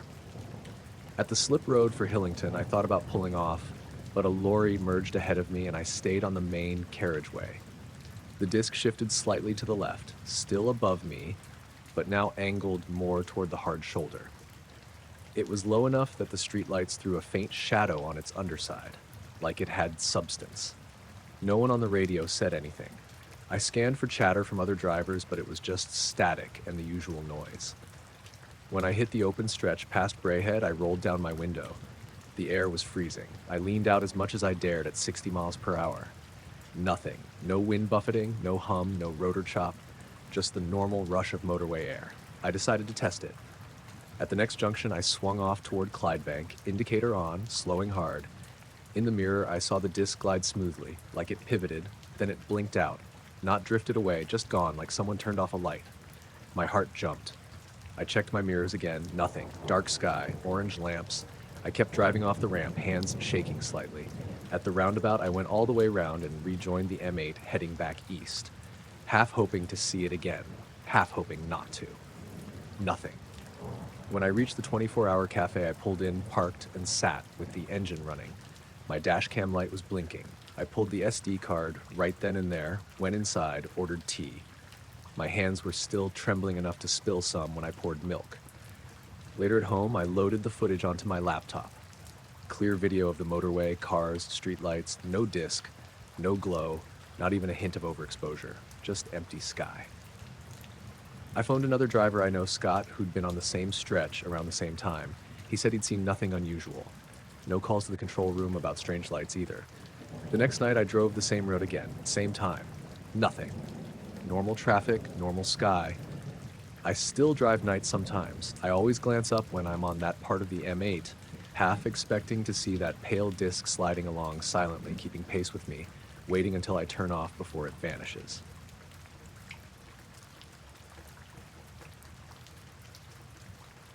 I was camping near Loch Ness with my friend Callum last summer when it happened. We'd been talking about doing it for years, just picking a quiet stretch off the tourist path and setting up for the night. No hotels or crowds, just the loch and the hills. We both grew up in Inverness, so the area wasn't exactly unfamiliar, but I'd never actually camped right on the water before. It was early August, warm enough that the midges were a constant nuisance, though we'd brought plenty of spray. The day had been clear, with only thin clouds hanging above the hills, and by the time the sun dipped, the water had taken on that slate gray look that makes it seem heavier than it really is. We'd pitched our little tent just back from the shoreline on a flat patch of grass. No one else was around, at least not within earshot. We made a small fire, cooked some sausages, and had a couple of beers. It was one of those nights that felt ordinary in the moment. Banter, about work, about old schoolmates, about nothing important. Around 11, the fire had burned down to embers, and we just sat staring across the water. That was when I heard it for the first time. A sound, faint but steady, coming from somewhere across the loch. At first, I thought it was a boat engine way off in the distance, but there weren't any lights on the water. It wasn't quite like an engine, anyway. It was lower, almost like a big generator running underground. It didn't waver or sputter, just this smooth mechanical hum that carried across the surface of the loch. Callum stopped mid-sentence and cocked his head. "You hear that?" he asked. "Yeah," I said. "What is it?" He shrugged, and we both listened. It didn't get louder or quieter. It just hung there, vibrating faintly through the air. After a few minutes, it faded. Not like something moving away, but like someone slowly turned a dial down until it wasn't there anymore. We didn't talk much about it. I think we both assumed it was some weird acoustic thing. The loch is huge, and sound bounces strangely off the hills. I tried to brush it off, but something about it bothered me. It hadn't sounded natural. We turned in not long after. The tent was small, and I lay awake for a while, listening. At one point, I thought I heard the hum again, very faint, but it was hard to tell if I was imagining it. Eventually, I drifted off. I woke sometime after 2. The fire was completely out, and the night had that heavy stillness you only get in remote places. I needed a piss, so I unzipped the tent carefully, trying not to wake Callum, and stepped outside. The air was colder than I expected. A thin mist had rolled in, clinging low over the grass and drifting lazily above the water. Everything was quiet. Even the usual rustles and distant animal noises seemed muted. I walked a few steps down toward the shore, the grass damp under my boots. That was when I noticed the light. At first, I thought it was a star reflecting off the loch, but then I realized it was moving, slow, deliberate, gliding just above the surface. A pale sphere, not bright like a torch or a lantern, but glowing softly like a frosted bulb. It moved perfectly smooth, maybe 20 feet above the water. I froze. The light was traveling parallel to the shoreline, maybe 100 meters out. What struck me immediately was its reflection. The loch was restless. Little waves lapping in the moonlight. But the reflection of the sphere wasn't disturbed at all.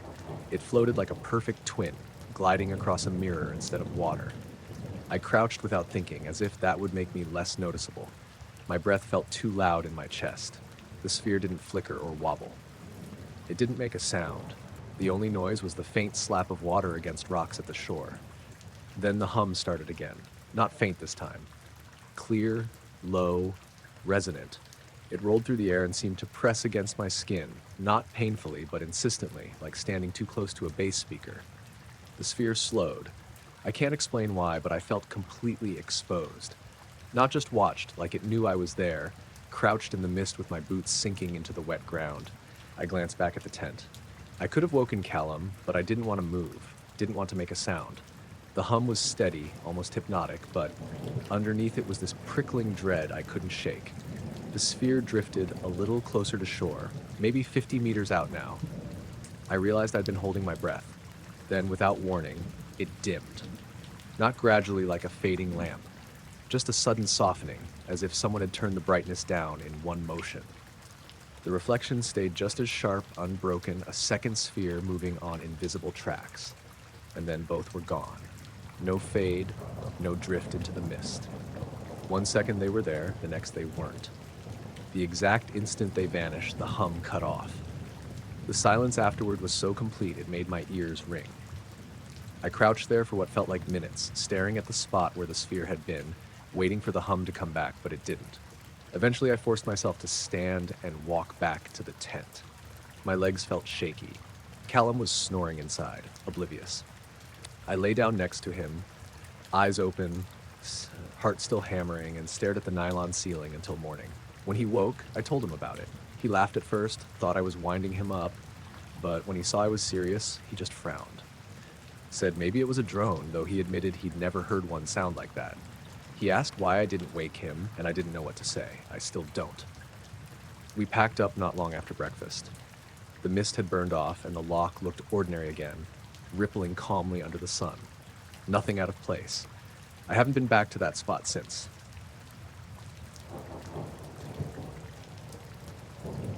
I was heading out with Midge just after work, the kind of gray, soft dusk you get in late October around Aberdeen. The weather had been a stubborn drizzle all day, but it eased off as I clipped on her lead. Our street's a short row of semis, granite frontages, a bit of garden, neat hedges people never quite manage, and the lampposts run down the pavement like a string of old pearls. I didn't need to be anywhere. Walking the dog was the only thing that really cleared my head after a day in the office. Midge was excited in the way spaniels are, nose to the ground, tail like a metronome. We headed the usual way, past Mr. Lowe's laurel hedge. He was out on his step, headscarf in hand, looking at something in the sky. I thought he was waving and raised my hand, but he didn't move. He was just staring, slow and deliberate, like he'd been caught mid-thought and couldn't find the next one. I nodded and kept walking, thinking he must have seen a plane or a kite. People watch the sky for funny reasons all the time. The first lamp went out halfway down the street. It blinked like old Christmas lights and then was gone, the pool of orange dying to a blotch of black. I glanced up. It didn't look like a bulb blown. There was no buzzing, no snapping. It just stopped. Midge kept pulling toward the pavement edge, nose working. I blamed the council for a fault and kept going. Then the next lamp shut off, another neat little blackout, and the one after that. At first, I thought someone had turned them off from a van rolling down the road, some workmen coming to do maintenance. But there were no vans, no sound apart from the small clack of my boots on the wet pavement and Midge's breathing. With each post that died, the street got thinner, like someone was slowly erasing a line on a drawing. I had that odd, mild prickle you get when your brain is trying to file something away as normal but can't. The dusk wasn't dark yet. You could still see the sky, the pale smear of evening, and houses were dim rectangles against it. My phone buzzed, just a notification, but when I took it out, the screen was dead. No messages, no battery icon, just blank. I thumbed the side like an idiot, and it flicked back to life with the usual screen. Then the clock in the corner jumped from 17:48 to 17:49, and then up another minute. Nothing catastrophic, but the kind of thing that made your mouth go dry. By the time we reached the end of the road, about half the lamps were off. People were outside their doors, some in slippers, some with umbrellas, and they all had the same slack, open expression. Nobody spoke. We all seemed to be looking the same way, above the roof lines where the sky met the clouds. There was a glow, pale and wide, drifting slowly along just above the rooftops. It wasn't a single point like a drone or a plane. It was more like a sheet of light, the sort that makes snow look brighter at night, but it moved, and it moved in a way that didn't match the breeze. It was white, not the warm sodium light of the lamps, and it had this softness like a lampshade on a bedside table. When it passed over a house, the windows didn't suddenly flare or go glass bright. They stayed the same. The oddest thing was it gave off no shadows. Trees that should have cast a smear on the pavement beneath them stayed still. People's faces didn't change shade. The glow touched everything and nothing altered. I watched it, mouth open more from the effort of breathing steady than anything else. Midge stopped as well and sat down, ears pricked. Dogs do sense things we don't, and she was looking straight at the glow like she'd known it in another life. The glow hovered a pace above the roofs, and then drifted like a slow cloud along the line of houses. It moved past an upstairs window, and the curtains didn't flutter. The light simply slid over the glass as if the glass and the light didn't bother one another. As it passed, the remaining lampposts went out one by one in neat sequence. It was too ordered to be coincidence. They died like a chain, the orange pools withdrawing as if someone was scooping them up and lifting them away. It made the street feel thinner, nerfed of its normal bite. There was a hush, but not the comfortable kind. The hush that comes when an audience holds its breath and doesn't know why. The next odd thing was the sound. For the first minute, everything was still as if the world had pressed a mute button. Then, faintly, I heard a hum. It wasn't electrical, not the thin, high-tuned whine of a transformer, but a low, almost felt sound that seemed to slide through the soles of my shoes. It built in a patient way, like the background of a large machine powering up slowly inside a factory. It made my teeth feel a little loose, as if they were trying to find new positions. I expected the glow to make a landing or to stop and hang over someone's roof like a lantern. Instead, it kept drifting, and as it passed over the row, the last lamp clicked off, and we were plunged into a kind of even dusk, only lighter in the sky. The hum softened and then vanished the same way it had come, no fading, just absence. What struck me first when the street relit was the immediacy of it. The lights didn't come back one by one, they all snapped on at the same millisecond. It was an effect like someone hit play on an orchestra. The lamps returned with the same exact, dull, orangey warmth as before, like nothing had happened. My phone screen blinked and the time jumped the same way it had before, a small stutter but nothing to anchor real panic to. People closed their mouths and shuffled. Mr. Lowe waved his scarf at me like we'd never stopped talking. I laughed then, a short sound that felt more like clearing my throat than humor. It was because I couldn't place anything else. You get small, odd things when you live long enough. Sparks, phantom smells, flickers in the corner of your eye, and you learn to fold them into the life you have. I told myself that's what this was, a combination of a power cut in the wrong place and some odd weather. I told myself that until the words tasted wrong in my mouth. We walked the rest of the route slow, Midge sniffing, me keeping an eye on the skyline. Nothing else moved like that. Planes came and went higher up, cars went by with their normal snarl, and the only things that didn't fit were the way people kept glancing up and the way the lamplight had gone like a tide, neat and complete. That night I got home and made a pot of tea I didn't really want. Jess was already in, her scarf still damp from the bus. I told her the story because that's what you do with little domestic certainties. You bucket them out of yourself and set them on the table to be looked at. She listened, frowning, and asked the sensible questions. Did the lamps blink back on immediately? Were there any emergency sirens? Did the neighbors call the council? I answered as best I could. We rang the council number as she suggested. The line said no outages were recorded for our street. The BBC had nothing on the regional feed except a weather report. After that, for a few days, I walked the dog at the same time because you don't do routine change on the strength of a weird evening. Routines are what keep people from turning small things into big stories. The lamps stayed on, the sky did normal sky things. Neighbors said they'd seen it too. Some nodded and said it was strange. Others shrugged like people who have too much to do to be disturbed by oddities. Mr. Lowe offered me tea when he saw me next. He said nothing about the glow, but he had the same strange look in his eyes when he did. I haven't seen the white drift again. I check the sky more often now, which is a small price to pay. Sometimes, in the quiet moments, the memory of that even line of lamps going out comes back with a kind of clean geometry to it, neat, ordered, like an experiment. Other times, it's the way the glow didn't make shadows that lingers, that silent fact. For a short while, I wondered if I'd dreamed it. Then I thought of Midge sitting rigid, not barking or yelping, but fixed like someone holding their breath, and I knew it had been real enough for her nose to remember. I don't have a tidy finish to the night. Nothing landed, no voices called from the rooftops, no lights stayed that weren't lamps. Just one drifting whiteness and a row of lamps flicking out and then back on like nothing had happened. That image sits in my head now the way a pebble sits in a shoe. It's small, it's irritating, and it's impossible to ignore when you go for a long walk.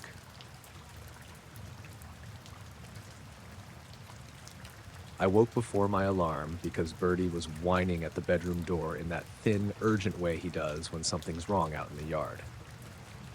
It was the kind of cold morning that gets into the joints. Late October, sky still the color of old pewter, and the kitchen clock said 5:12. I threw on a jacket, the only pair of boots I keep by the door, and let him out. He shot past me like he'd been waiting his whole life for that moment. The yard was gray and soft with mist.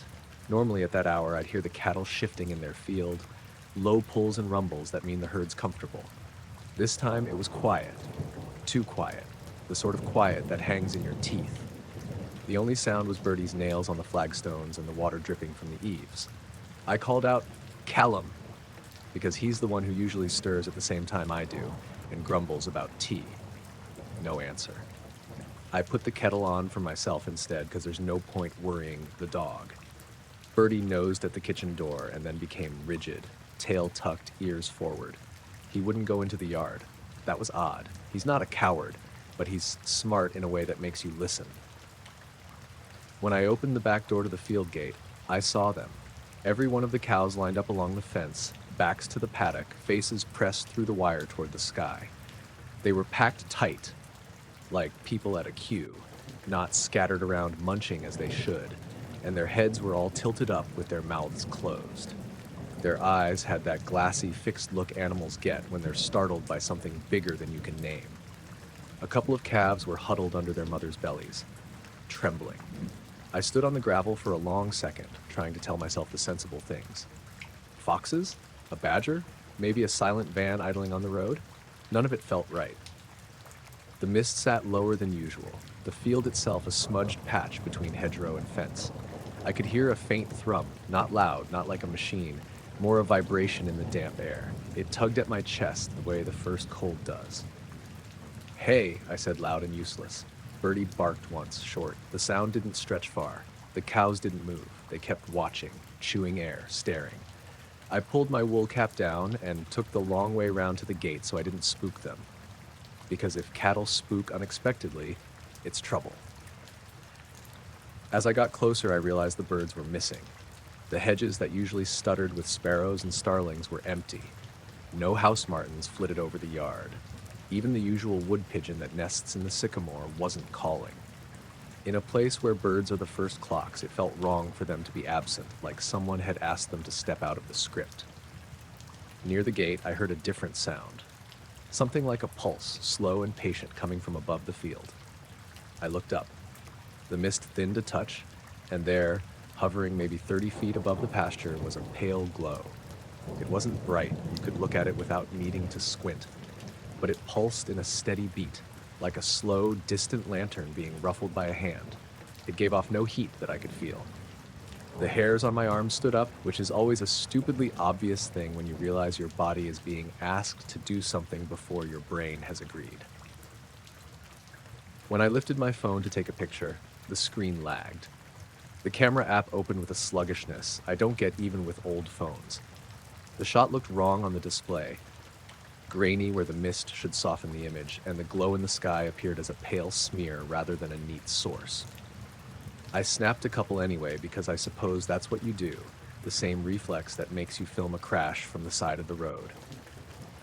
The cows were silent except for the soft sound of breathing and the odd low swallow. I called to them because I wanted motion, something normal, sheepish even, to break the stare. A couple turned with that slow, patient movement cows have, heads lifting, but they still watched the glow and then took their mouths back to the air. Birdie crept up beside me and sniffed the air like he'd been given a new language and was trying to parse it.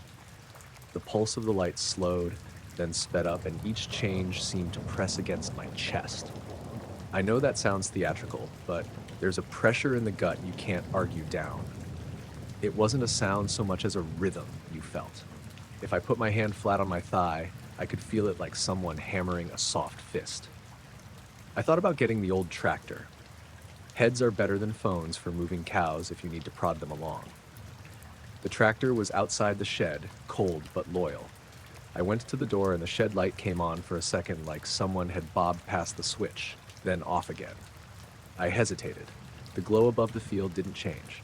Birdie sat down at my feet and didn't move when I did. By then the sky had lightened a little, dawn leaking in, but the glow hadn't. It seemed indifferent to the sun coming. I noticed then that it cast nothing on the ground. There was no pool of light under it, no shadow peeking from the cow's legs, no change in the pale dew. The field was exactly as wet and normal as it had been under the neighbor's sodium lamp 2 fields away. It was as if the glowing thing and the rest of the world were in different rooms with a glass between them. For 5, maybe 7 minutes, the cows stayed pressed to the fence and the glow pulsed like a slow breathing thing over them. I didn't move much. I tried to tell myself practical things. Maybe it was a drone, maybe some kind of sign, maybe someone messing. But nothing made sense with how the birds had gone quiet or the way the light refused to touch the grass. Then, with no fanfare, the glow stilled and then folded down in intensity until it was as faint as a star. When it disappeared altogether, The sound that had threaded under everything slackened and went silent. The field released a breath it hadn't known it was holding. The cows blinked, turned toward each other, and shuffled a few steps, sniffing and nosing and remaking the herd order. Birdie brightened and wagged like he'd been let off the leash. I breathed as if I'd been holding the breath for too long and heard, somewhere down by the yard, the tractor cough into life. The engine light on its dash came on too, except I hadn't started it. I hadn't even touched it. I walked back toward the shed with my hands in my pockets because my brain prefers to treat sudden things as if they were normal and tested. The tractor's headlights were a bright, dull yellow staring out from beneath the canvas. They were on, and they were not supposed to be. I stood there stupid for a while, thinking it must be a faulty switch or a wiring problem. But if a relay had stuck, the light would have been steady, not that sudden on like someone had flipped it at the end of the field. I checked the starter key, turned it in the empty ignition, and the engine made the right little noises, but the lights stayed on with no sign of the ignition being engaged. The battery readout on the side showed normal charge. Nothing electronics-wise made sense. Callum came out then, rubbing his eyes, asking what was wrong. He said he'd woken to the sheep bleating and the dogs being off, and then he saw the cows like I had. He and I stood looking at the tractor and then at the field and said little. There's a sort of solidarity in shared oddness. You don't dismiss it as quickly when someone else says the same words you did. We herded the cattle through slow talk and louder calls, and the old crooks we use for prodding until they move back into the middle of the field, where grass is better and the fences are a joke to them. They took to their grazing like nothing had happened. By 7, the mist had burned off and I was standing with a mug on the milking stool, the sun a pale coin over the hedge, and the whole place looked like ordinary life again. Dawn and dirt and cows chewing. The tractor lights stayed on until the mechanic came out an hour later and checked the electrics, shrugged, found nothing, and said the ignition looked fine. Might be a ghost, he said with the lazy grin of a man passing the worry on.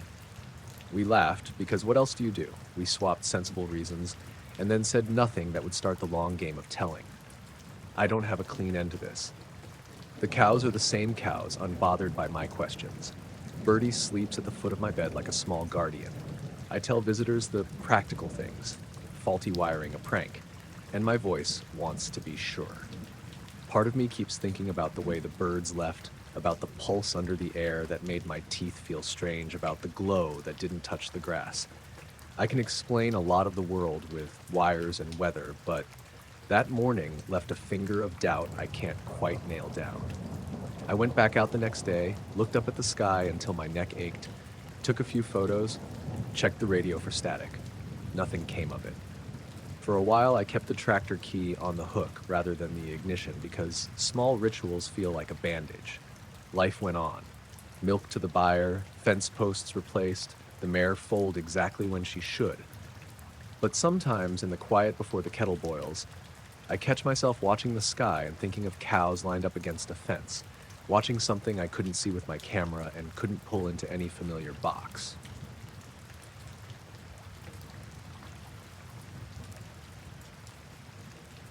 I was on my 3rd round and thinking about tea. It was one of those fogs that come off the river and hang in the streets like someone had left curtains out overnight.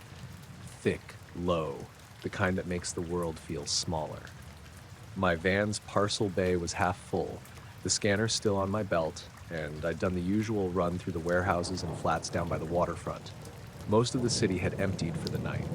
Dundee gets quiet after 11. You could hear the fog swallow sounds if you listened. The first odd thing was the radio. I always had it tuned low, a bit of speech to keep me awake. For a while it was fine, local station, some dull late-night show. Then, just as I turned onto Lockheed Road, it went to static. Not the familiar hiss you expect when a signal fades, but a thin insect kind of static that rose and fell like someone breathing near the aerial. It flickered on for a second, and then cut to a kind of mechanical silence, like someone had pressed mute on the world. The display on the head unit blinked, but showed no station. I thumbed the dial. Nothing. Then it came back, Another thin sweep of static, and then nothing again. It wasn't regular like a broken connection. It was a sort of hesitation in the air. I told myself it was the usual interference from the old buildings or the van's wiring being old. I said it out loud because saying something out loud makes it less like your mind playing tricks. That's what I told myself for the first 5 minutes. The fog made everything anonymous. Streetlights blurred into halos that didn't reach the pavement. The terraces on Tay Street had their curtains drawn like the houses were shy. People who normally stood smoking at kebab shops were absent. The city's night workers, those who keep the buses running and the bins emptied, were mostly gone, and that meant fewer stray sounds to tell you where you were. Even dogs weren't barking much. There's a small constant hum in a city at night. That hum was thinned down to a tick. The second odd thing was the way the van behaved at idle. The engine was warm and steady, but then for a heartbeat, the dashboard lights dimmed slightly, as if someone had tightened a hand on the electrics. It was quick, barely a second, and the heater fan kept turning like nothing had happened. I checked the battery gauge. It read normal. I put the van into gear, pulled up, and everything felt ordinary. It was one of those little failures you shrug at because nothing major came of it. I was out on foot for some of the deliveries. The closes are quicker that way, and I left the rear doors open to let the fog drift through the back of the van so it wouldn't hold the smell of other people's packages. The fog inside the bay made everything look soft and out of focus. I had a parcel for a first-floor flat, and when I climbed the steps, the stairwell lights dimmed as if they were being watched. The woman who answered the door had her hair in a towel and looked as if she'd expected noise and got a silence instead. She said nothing about it. People don't always say what they notice. It's easier to let odd things slide. When I got back to the van, the radio was doing the same thing again. Static. Silence. Static. I sat inside with the heater on and watched the droplets beat on the window. My scanner beeped and gave me a new code to drop off by the docks. The voice in my ear through the headset, Dave at dispatch, was clear at first, then his words flattened and hissed, and then came back as if he'd swallowed them and then spat them out. He asked if I could take an extra parcel, and I said yes without thinking. More. Because I didn't want to be the driver who said no. The call dropped. The headset showed no signal. 10 seconds later, it was fine. I drove toward the docks, following the familiar turns. The fog seemed to hug the van tighter the closer I got to the River Tay. There was a smell I couldn't place, a faint tang, metallic and a touch sweet, like someone had left a pot of pennies to molder. It made me think of old hospitals and things people keep in jars. I told myself that was ridiculous, but the smell lingered in the cab.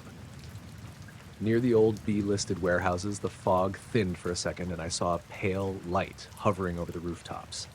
It was the third odd thing, and the first that felt like a thing rather than a glitch. It wasn't a streetlight or a lamp. It was a soft, white glow, about the size of a slow-moving cloud pocket, just level with the terraced roofs.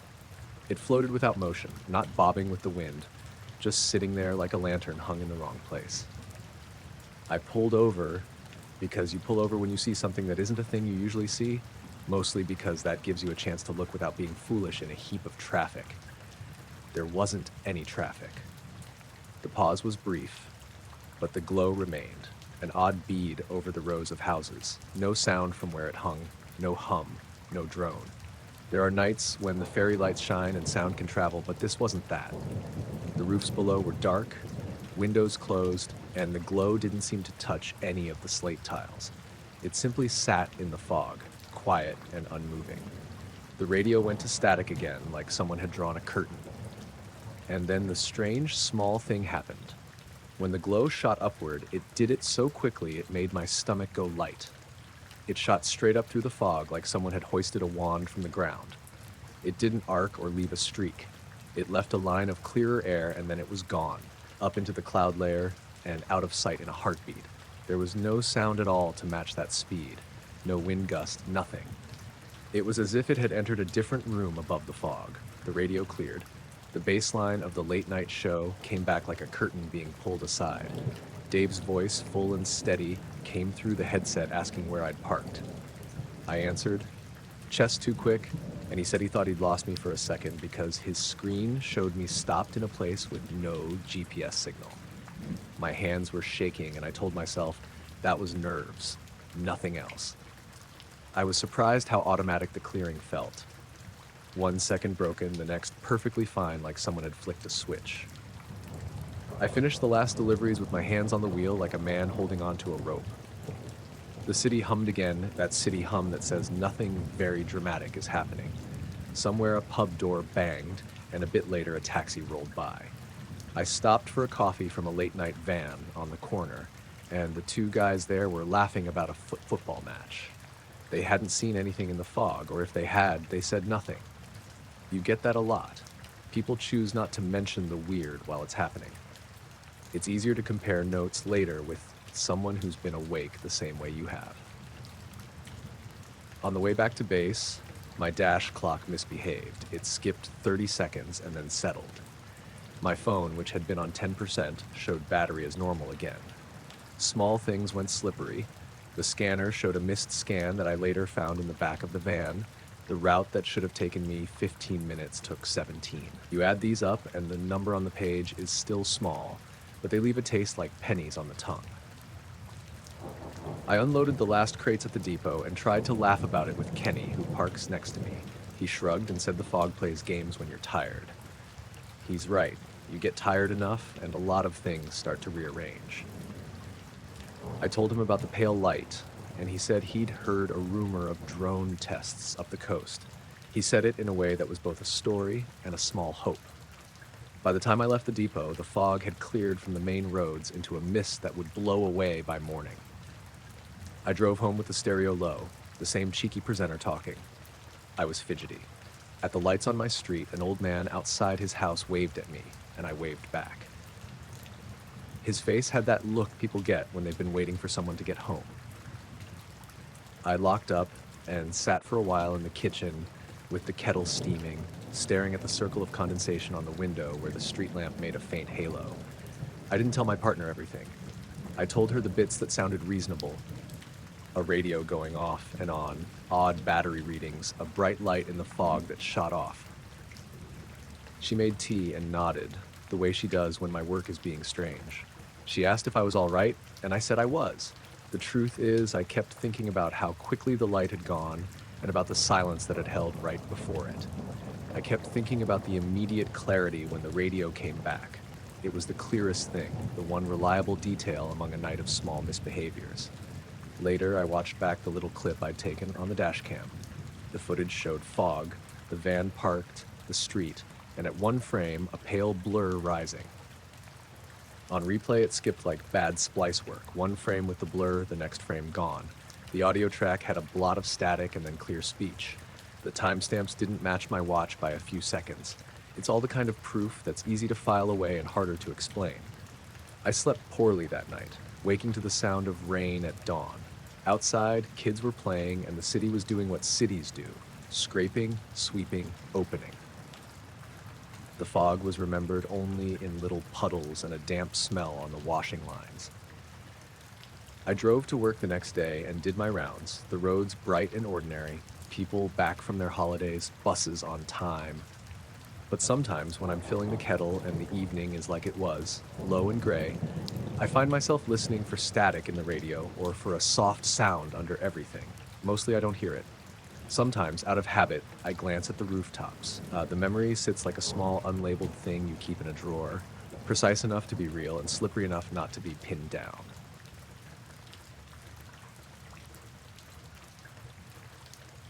I was walking home from the late shift when the lights at Saatchi Hall and Renfrew Street froze on red. It was one of those wet, boring Glaswegian nights, cold enough for the rain to feel like an insult, not enough for it to be proper sleet. The pubs were spilling out, the takeaway windows steamed, buses sighed at the stops. I had my hands in my pockets and my collar up, head down, thinking about nothing in particular. Dinner, whether to stop for milk, whether the tram would be on time in the morning. I reached the corner and slowed because the pedestrian crossing was empty. Usually at that hour, someone was always there. A woman with shopping, a couple arguing quietly, a guy fiddling with a cigarette. This time, there was no one. The red man glowed stubbornly against the drizzle. I looked up out of habit, and that's when I noticed the clouds. They weren't thick, just a low overcast, that dull gray that makes London Bridge men look like cutouts. But there was a metallic sheen to a patch of them right above the junction, a dull, reflected light like a sheet of brushed steel catching the headlights. It was low enough that if it'd been a plane, you'd expect a noise, a warble of engines, or at least the whoosh of wind. There was nothing. The air felt heavier, the kind of pressure that makes your teeth sound louder. The first odd thing was the sound from the tram lines. A tram had stopped a little way down the street, and the motors had gone quiet. Not the idle noise you get when one's waiting at a stop, but a complete cut. The distant rumble of the city was there. Boots on cobbles, a dog barking once, but the immediate world around the junction had this pinched silence. My phone buzzed in my pocket, and when I took it out, the screen showed no bars for signal. I shrugged and shoved it back. You don't assume global failures because you lose a bar in Glasgow. I waited for the light to change. It didn't. The red stayed steady. The countdown didn't begin. I leaned on the pole and watched because that's what you do when something small jars you. You look longer, hoping to catch the rational reason. The traffic on West Nile Street had thinned to occasional taxis, but the junction was clear. The red worked on 3 sides. The only thing moving was a pigeon on the traffic island, and even that bird looked nervous, half-feathered and shaking like it might lift off at the wrong second. Then, above the roofs where the city swallowed the sky, a disk hung in the cloud cover. I know how that sounds, a disk, but that's what my eyes told me. It was round, maybe 30 feet across from where I stood. Metallic in a way that didn't glitter so much as drink the light and smooth it. It held itself motionless, and because the cloud layer was low, it looked almost pressed up against the ceiling of the sky. There was no light coming from it, no strobes, no navigation beacons, just that hard, quiet surface, bright enough to be noticed in the gloom. Nobody around me screamed or pointed. People did what Glasgow people do. They glanced, paused, then looked away as if the sensible course was to ignore oddities. The pub door opened and a man in a flat cap shoved a pastry in his mouth, then blinked like he'd seen a thought. A woman with a pram stopped her push and stood stock still. The small crowd clustered under the bus shelter watched with their faces upturned, mouths shut. I felt unaccountably foolish, the way you do when an animal sees something you don't, exposed and surprised. A sound came then, or rather a lack of sound turned into a sound. It was like someone had put a hand over the world and hummed, a low, steady resonance that sat under your ribs. It wasn't loud. It was the kind of thing that your bones notice before your ears do. My phone vibrated again in my pocket, and this time when I pulled it out, the battery percentage flicked and dropped a few points in half a second. The clock stuttered. 22:11, 22:12, 22:14.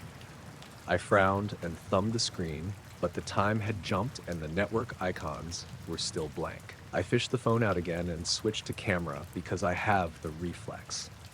We all do now. Film first, think later. The camera app opened with a slowness like a machine thinking, and when I tapped the record button, a little red dot started and the tiny counter danced. I trained it up, squared the disc in the frame, feet rooted on the wet pavement.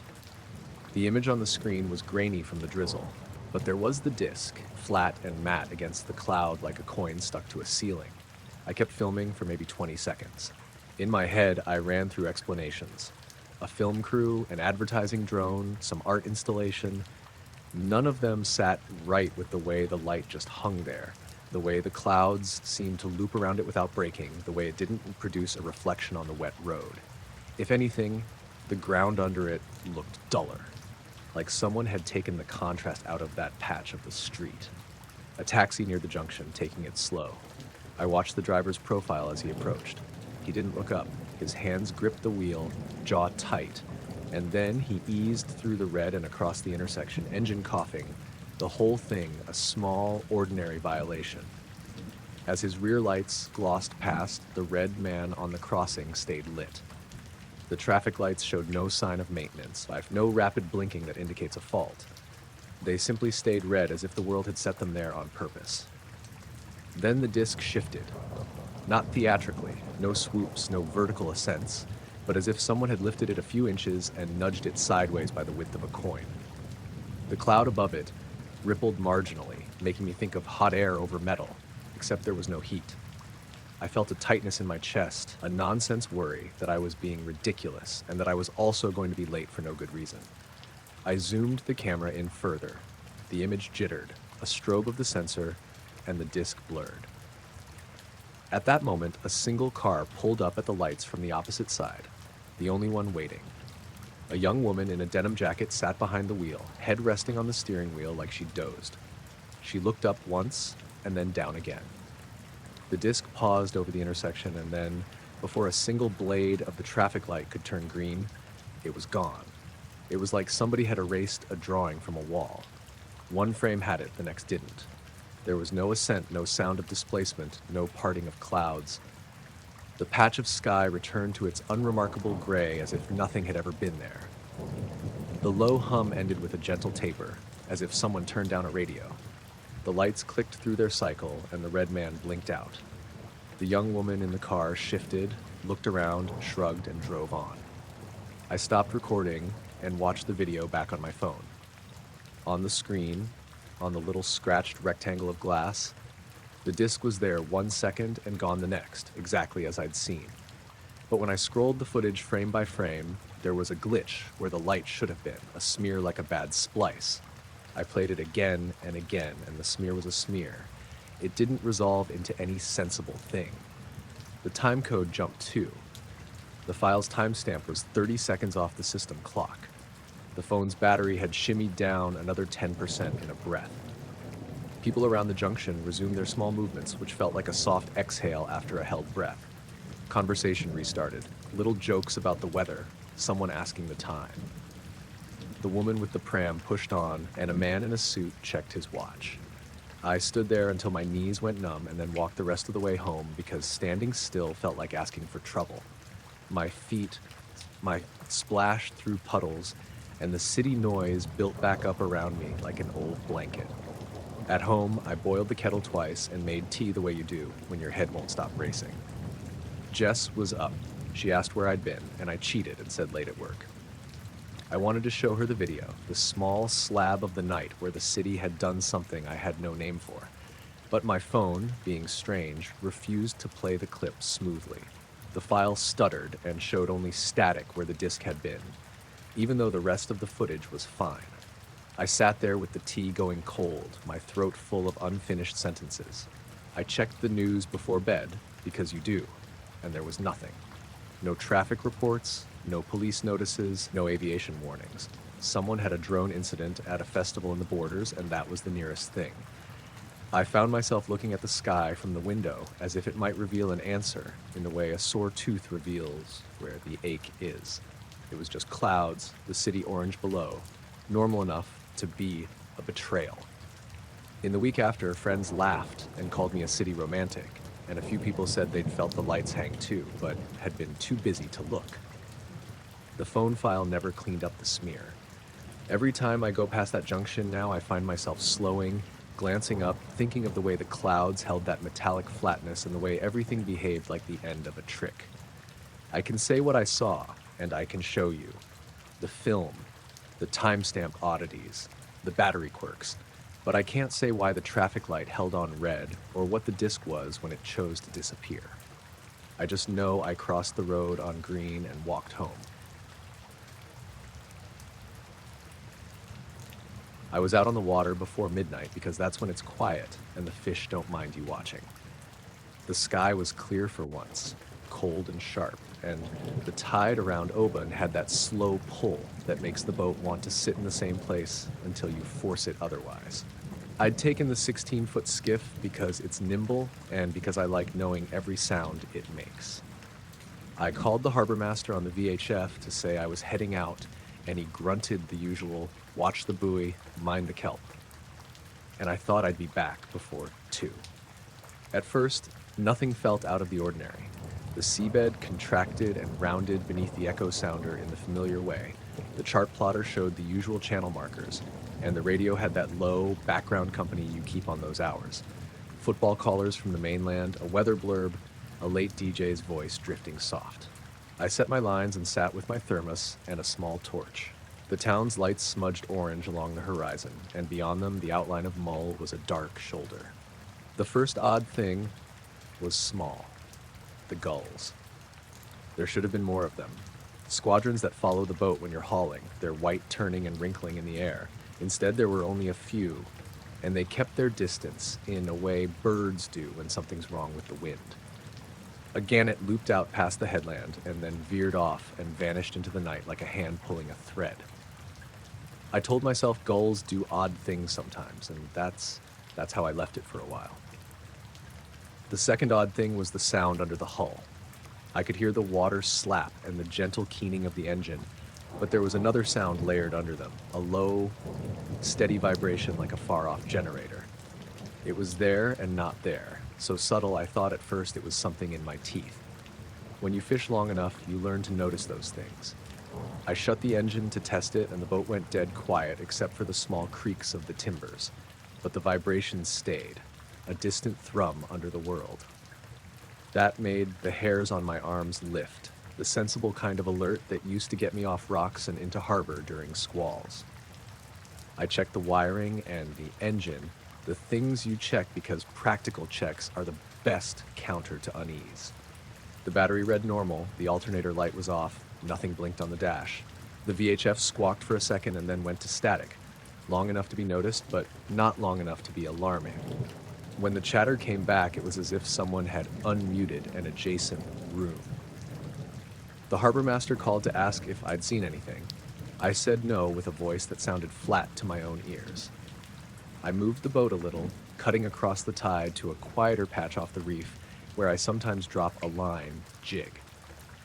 That's when the surface changed. It wasn't waveless in the way you get when the sea is calm. It was unnervingly flat in a small circle around the boat, like someone had smoothed the top of a pond with a board. The water beyond that patch kept its ripples and the gentle patterns of the tide as if nothing was wrong. My echo sounder showed the same depth underneath. No hollow, no suction. Just a perfect, dead smooth plate of water directly around the boat, maybe 10 meters across. The oars, when I let them hang, didn't create the usual small wake. The boat sat on a glass top. I've worked these waters long enough to know when the sea's telling me something. I felt the old, simple fear you get when a shoreline shifts suddenly in a storm. I reached for the camera and the phone because habits are strange anchors. The phone's battery icon flared oddly, full, then 3 bars, then nearly empty, then steadied again. The camera clicked, and the preview was a smear where the surface should have been sharp, the way long exposure does if the focus is wrong. I put the camera back in the case because pictures sometimes lie and you need your own eyes. When I looked up, there was a glow. It hovered low over the lock, maybe 20 feet up, and it was an oval of light, pale and steady. The kind of white that seems to hold a little bit of the sky in it. It didn't look like a torch or a flare. It had a soft edge and a presence like a lantern someone had left on a table. When I trained the torch on it, the beam slid off without catching, as if the light and my torch were doing different jobs in different rooms. It made no sound at all, and there was no heat on my face. Its reflection on the water was the thing that made my mouth go dry. Instead of a neat oval on the glassy circle, the reflection was a long, warped smear, an ill-fitting mirror image that elongated and bent as if something underneath the surface was pulling it sideways. It looked wrong in the way that makes your stomach drop. Not because it was bright, but because the physics of it didn't line up. Ripples licked the edge of the smear and did nothing to it. I watched the light and its smear for a long time, breathing thin and slow because moving felt like inviting trouble. I thought about motoring closer, about getting within throwing distance, but the engine refused to give me the same confidence. When I tried to nudge forward, the engine coughed like it had dust in it. The tachometer dipped, but then steadied. The VHF sputtered into partial life, and the harbor master's voice came through more like a question than a statement. "Are you sure you're okay?" I told him yes, even though I wasn't sure of anything. Saying yes kept me from panning out to all the places I could panic. As the oval hung over the water, it pulsed once, a soft swell of brightness that spread through the smear like a thumb rubbed across a lens. My head felt funny at that moment, Not dizzy, but thick around the brows, and I blinked without thinking. I remember the exact way the light felt on my eyes, a quick, cool pressure, and I closed them for maybe a second because the full dark behind my lids seemed like a better thought. When I opened my eyes, the oval was gone. Just gone. No trailing streak, no liftoff, no crack of sound. The smear on the water vanished with it, the surface resuming its ripple and small motions as if some invisible hand had smoothed it and then let go. The low hum that had sat under the engine and the tide dropped out of the world in the same breath. The VHF cleared. The harbor master asked if I'd lost transmission, and I said I thought so. And his voice had the small concern a man with a radio has for another man on the water. It took a long minute for me to feel the boat move under me again. I shoved the throttle forward a little, felt the prop bite, and the skiff answered like it always had. I pulled in the lines because there was no point pushing whatever it was. My hands felt cold, not from the air, but from the way my skin had tightened around my bones. When I got into Oban, there were lights on the pier, and the overnight fishermen were leaning on the rail, smoking and talking about the weather and the price of mackerel.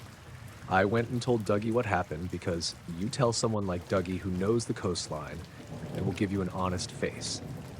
He listened, spat, and said maybe I'd seen a buoy light come loose, maybe a reflection of a lighthouse, maybe nothing at all. He asked if I'd taken a photo. I told him I had, and I handed the camera to him. He clicked through the preview and his face went flat. On the camera, the oval showed as one frame of a shaky clip, a patch of white that the playback smeared with compression. The file timestamp jumped a second. There was no clear amount of time recorded for the flat patch on the water.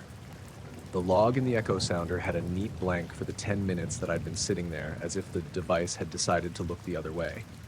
The harbor master's log showed me as on the channel the whole time. Small instruments are honest in their own ways and maddening in others. I didn't sleep much that morning.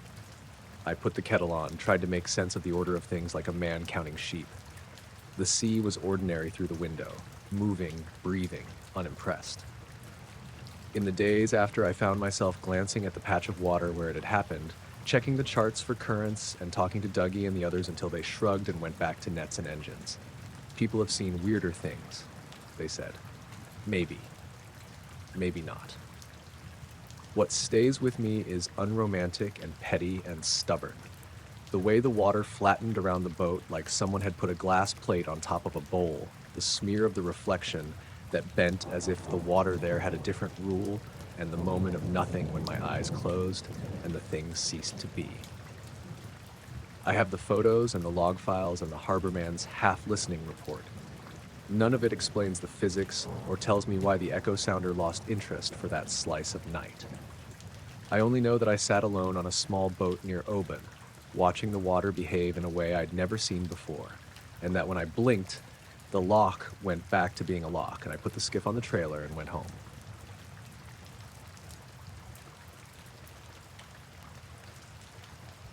I was down at the field because that's what you do when the ewes start acting odd. It was just after 8 on a late September evening, the sort you get in the borders where the light leaves the hills early and the air sits without much wind. I had the dog on a lead. Jules, a black and white collie who knows the feel of these paddocks better than I do, and I was heading toward the usual gate when I heard the bleating before I saw them. Every animal in the flock had pressed itself into the near corner, bodies shoulder to shoulder, faces out toward the skyline. They weren't grazing, they were wedged against the fence like people waiting for a bus. The bleating wasn't the soft, low talk of sheep by the trough. It was high and thin, urgent.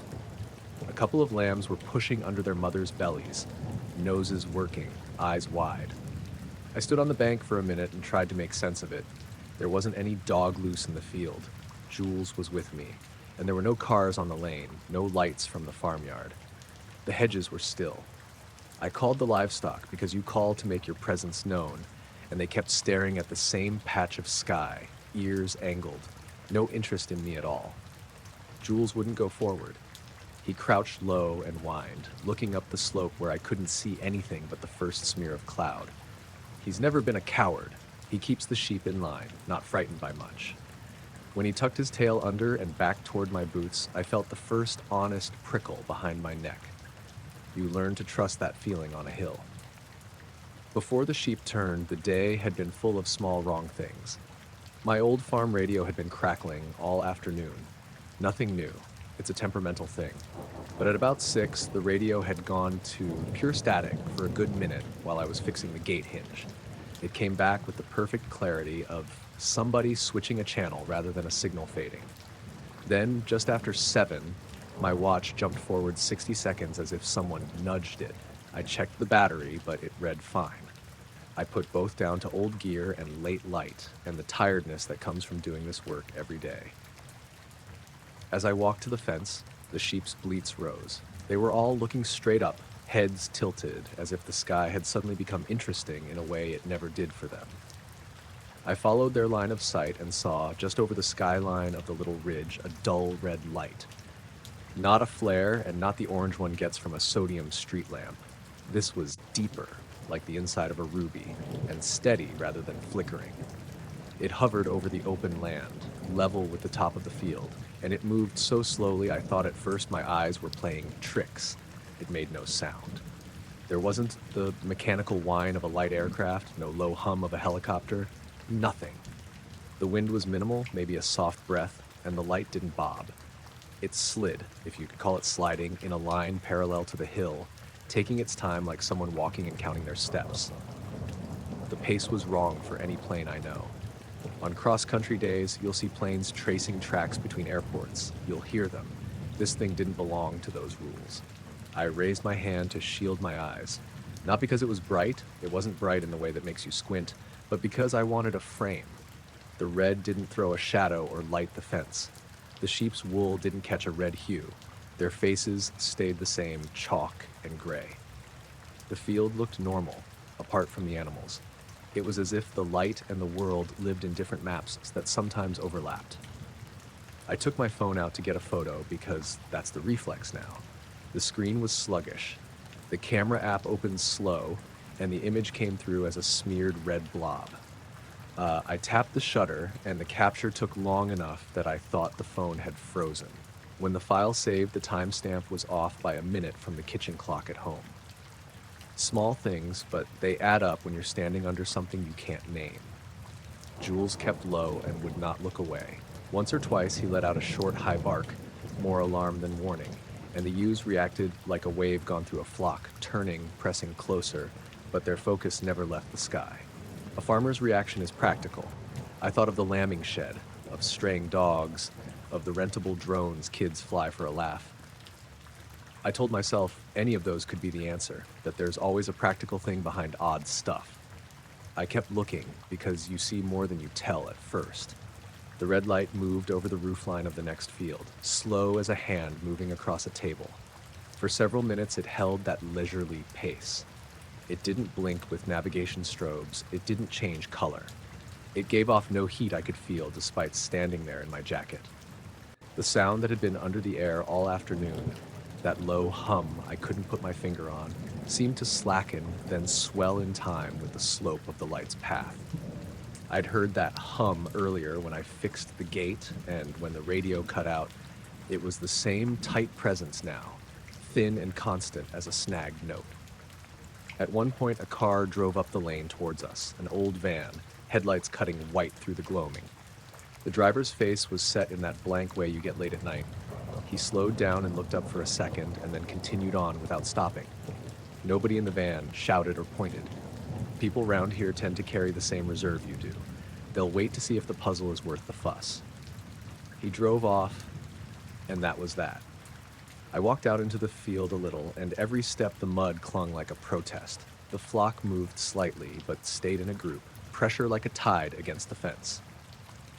My boots left the same prints I always make, and the ground smelled like cow and wet straw and the tang of distant peat bogs.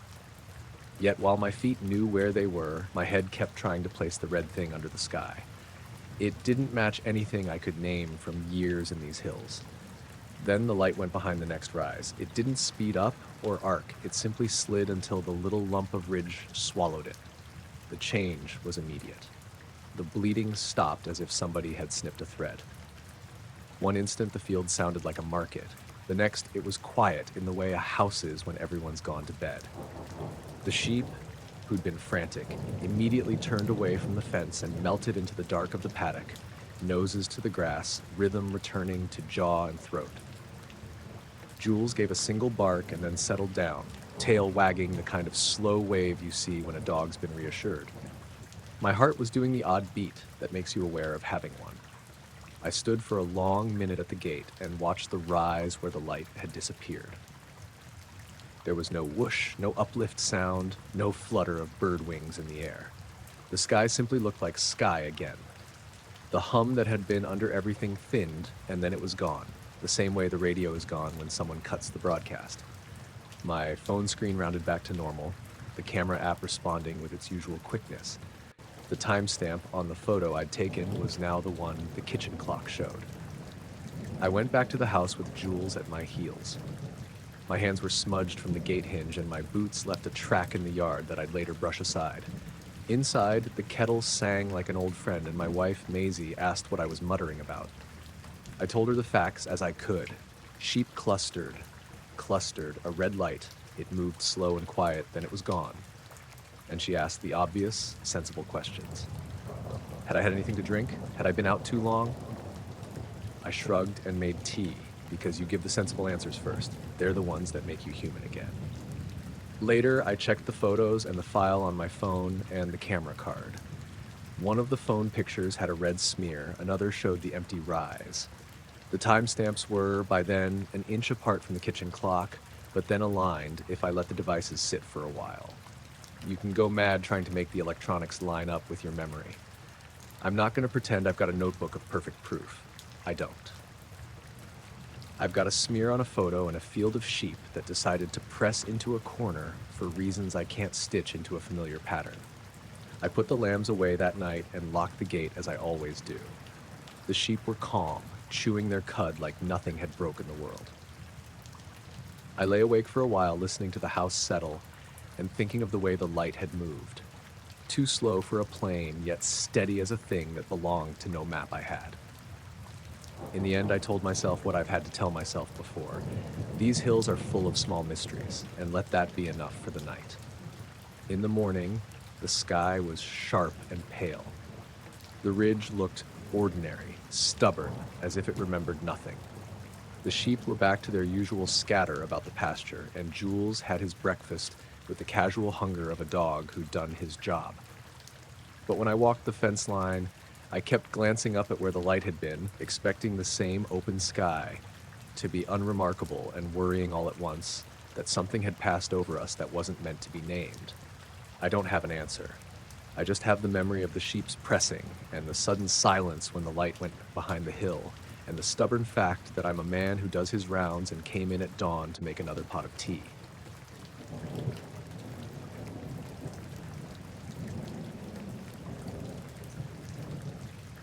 I was walking out on the moors south of Inverness late one evening in early October. It had been raining most of the day, but the clouds had broken enough to leave a low, uneven ceiling of gray. The ground was still wet, the air cold enough to fog my breath. I'd taken to walking there after work because it was quiet and there were no street lights, just open heather and low hills. That evening, I brought my small torch, but kept it off most of the time, letting my eyes adjust. There wasn't anyone else out. The nearest farm track was a mile back. I'd gone further than usual, following a faint deer path through the heather. My boots were soaked from the wet plants brushing against them. Everything smelled of earth and peat. It was almost silent except for wind sliding across the moor. It started with the heather moving, not swaying in the wind, moving like something heavy was pressing through it. I froze when I noticed it because the pattern was wrong. The plants bent in a line that ran parallel to me about 20 or 30 meters away. No visible shape, no animal. Just a strip of flattened purple and brown heather creeping forward. At first I thought it might be a deer or a dog running low, but the movement didn't match any animal I'd seen. It wasn't a single point, but a slow, deliberate shift, like a big, invisible weight pressing down. It would stop, then continue, the plants springing back up after it passed. I crouched slightly, straining my eyes. My heart was beating fast, but I didn't hear anything. No hooves, no breathing, no footfalls. Just the wind and my own pulse. Then I felt it. A faint vibration in the ground through my boots. Not like a vehicle, but more like a low, steady thrum you sense in your bones. I turned slowly, scanning the moor. That's when I realized the sound wasn't coming from the ground at all. It was above me. I tilted my head back. Against the patchy gray sky, there was a darker shape. At first I thought it was another cloud, but it stayed perfectly still while the others moved. It was roughly triangular, but the edges weren't sharp. They blurred into the sky like smoke. As I stared, the faint humming got clearer. It was low and constant, not loud, but enough that my teeth seemed to buzz slightly. I reached for my torch and hesitated. Part of me didn't want to do anything to draw attention. But the darker shape wasn't moving, and the heather in front of me was still shifting as if something was making its way along the ground. I flicked the torch on and aimed it upward. Nothing. Where I had just seen the dark outline, there's only the uneven gray of clouds. The humming cut out completely.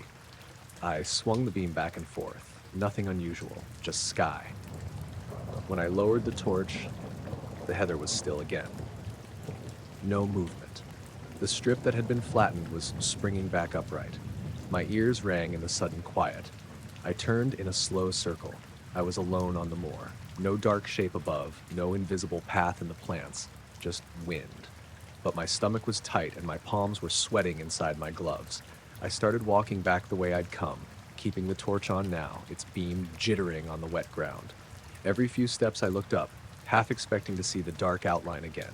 The humming didn't return, but twice I thought I felt that faint vibration underfoot, so subtle I couldn't tell if it was real or my imagination. The path seemed longer going back. The heather looked different, like the colors had dulled. I kept glancing over my shoulder at the strip where the plants had moved. Nothing there but empty moor. By the time I reached the fence line near the road, the sky had opened up and a light drizzle started. Cars hissed past in the distance on the A9, and the normal sounds were weirdly comforting. I leaned on the fence for a minute, scanning the hills. There was no sign of anything. No triangle in the sky. No pressed down heather. Just mist rolling in from the north, and the wind flattening the grass in random swirls. When I got back to my car, the inside felt warm and small, like a shelter.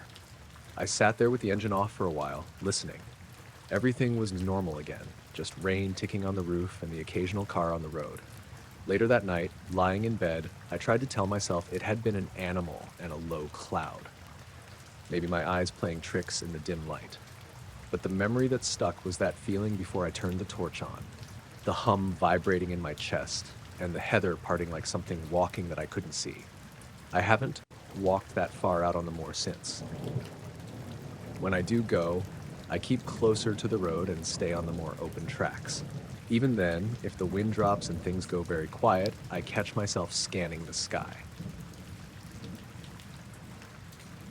I was crossing the 4th Road Bridge just after midnight because the A90 was quiet, and I wanted to be in Fife before the pubs let out. The rain had eased into a fine drizzle that made the road look like a ribbon of oil under the streetlights. My name's Duncan, and I drive for a living, so bridges are ordinary things. Long, practical spans that get you from A to B. But that night, the bridge felt like a corridor between two different rooms.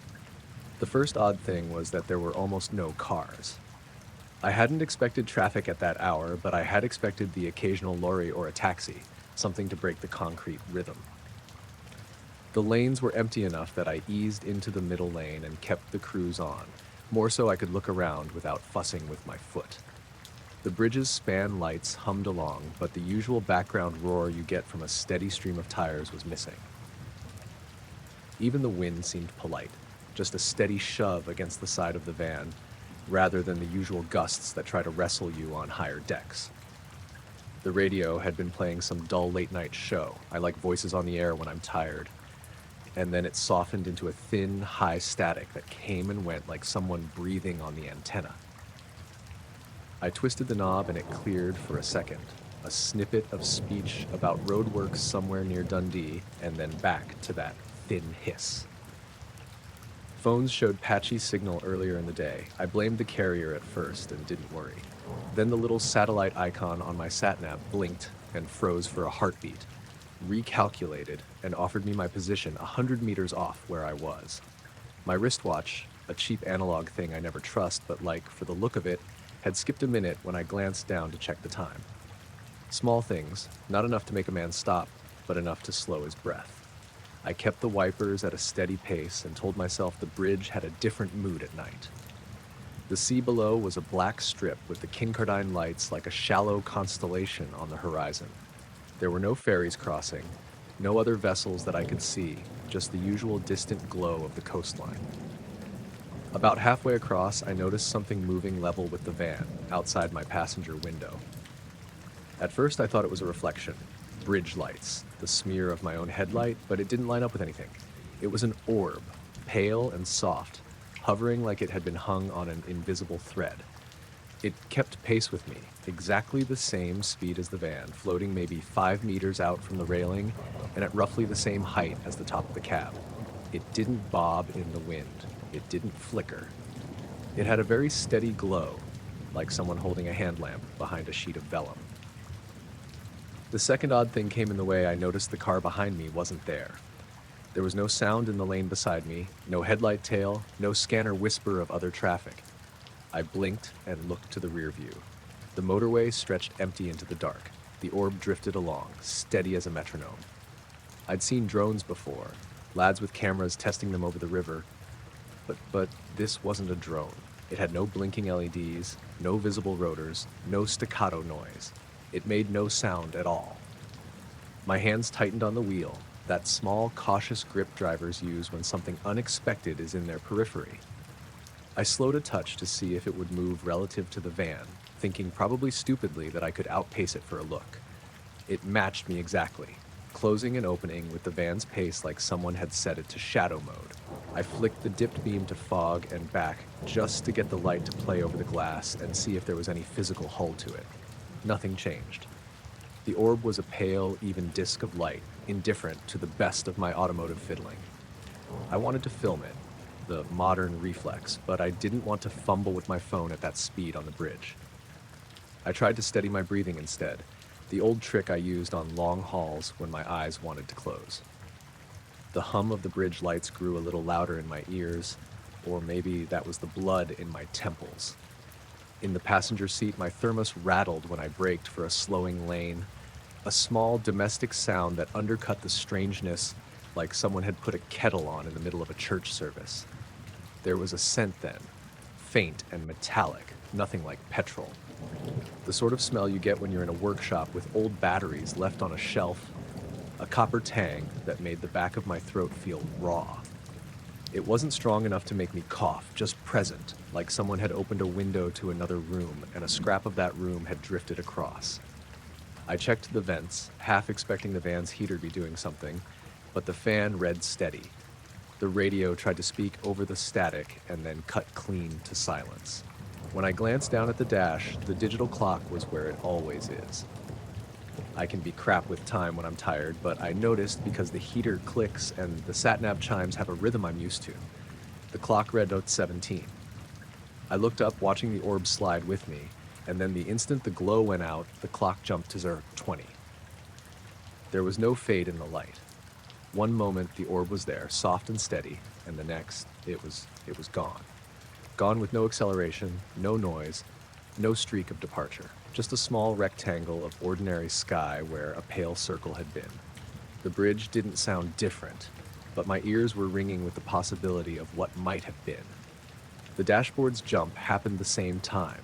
My watch hadn't moved, but the van's internal clock had leapt forward 3 minutes like someone had nudged it. My sat-nav recalculated and placed me in the same lane, no suggestion of any gap. I didn't brake. You don't on a bridge if you can avoid it. I kept going because stopping there felt like asking for trouble. My hands were damp on the wheel. The van's engine reading stayed steady. The wipers cut the drizzle in a rhythm I could trust. There were no cars behind. There were no other lights alongside. The traffic cameras later showed an empty road divided only by my own white van as it crossed, time-stamped 020, the same as the dash. After the bridge, the road opened into the town and the ordinary world stitched back together. a petrol forecourt with its buzzing canopy light, a bus shelter with a guy asleep, a cat that darted across the curb like it had somewhere very important to be. I pulled into my driveway like I always do and sat for a few minutes with the engine warming and the keys cold in my hand. The kettle at home would be on until the whistle, the bedroom light left on like an invitation. I felt the small absurd urge to check every clock in the house, as if I could force time back into agreement. Inside, everything had its usual rhythms.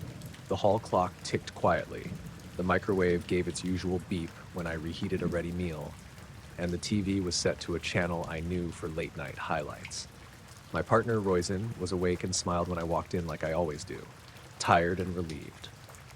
I wanted to tell her what I'd seen in those precise, small sentences that make things digestible, but the words felt clunky, like someone asking you to describe a feeling by naming colors. "Traffic quiet," I said instead, and she nodded, then asked if I'd had anything to eat. I made tea and watched the steam draw lazy circles up the kitchen window. The van's clock, taking a 3-minute leap, sat stubborn and small in my head. I checked my phone. The photo I'd thought to take was just a blurred smear where the orb had been. A smear that the phone's software had tried to interpret and failed. The file's metadata showed it was snapped at 0017, but the phone's system time matched the dash, 20. Little disagreements like that gnawed at me. Over the next day, I told a couple of people at work, and they smiled and said things you say to each other when you want the conversation to move on. Tired eyes, odd light, fog on the estuary. I found myself watching the bridge on the evening news as if it were going to offer a replay. Nothing turned up. The footage I pulled from the dash cam when I got the van in for its routine the next week showed a white van, drizzle on the lens, and then a patch where the light had been that the video skipped over like bad editing. The timestamp on the camera file matched the dash. The bridge cameras, the council told me when I called as a matter of curiosity, had shown nothing untoward. I don't have a picture that proves anything beyond a small smear on a phone and a skip on a dash cam. I don't have a noise that you could pin down and say that's what happened. What I have is the memory of an orb that kept pace with my van as if it had been driving with me, the impression of a clean cutout in the sky when it vanished, and a dashboard clock that refused to agree with itself for 3 minutes. People go through their days with small anomalies, and the world stitches them in 100 unbothered ways. I made tea, I checked the locks, I did my laundry. A week later, I drove back across the Forth and felt the same bridge under the tires and the same drizzle on the paint. Only this time when I glanced to the side, there was nothing at all. Just empty air and the distant blink of the oil rigs being themselves. The clock on the dashboard behaved like a model citizen. I parked in the same drive and walked into the same kitchen where Roisin made a joke about me being late. Some nights I still wake up and think I can hear a soft, steady glow where nothing is, like the feeling the bridge left of being somewhere you shouldn't have been. The sensible part of my brain tells me it was fatigue, or reflections on wet glass, or an electronics hiccup that made clocks lie. The other part, the part that keeps a list of small, impossible things, remembers the 3 minutes and the way the light matched my speed and then stopped existing the second I blinked. I don't know what to do with it. So I make tea and fold the clean shirts and call it a night.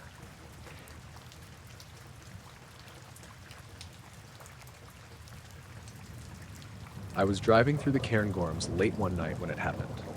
I'd been visiting my sister in Aberdeen for the weekend, and instead of taking the long way around through Dundee and Perth like I usually do, I decided to cut across the park on the AA939. It's a beautiful road in the daytime, winding through valleys and climbing into the hills, but at night it's something else entirely. No streetlights, no towns for miles, just the headlights of your own car cutting a narrow tunnel through blackness. It was early March, and there'd been a light snow earlier that afternoon. By the time I set out, the roads were clear enough, but the air was still sharp, and patches of frost glittered whenever my beams caught the tarmac at the right angle. I wasn't in a rush. I had music playing low, just to break up the silence. After Tom and Toole, the road narrows and climbs steadily. The trees thin out, replaced by stretches of moorland with dark ridges in the distance. I hadn't passed another car in at least half an hour.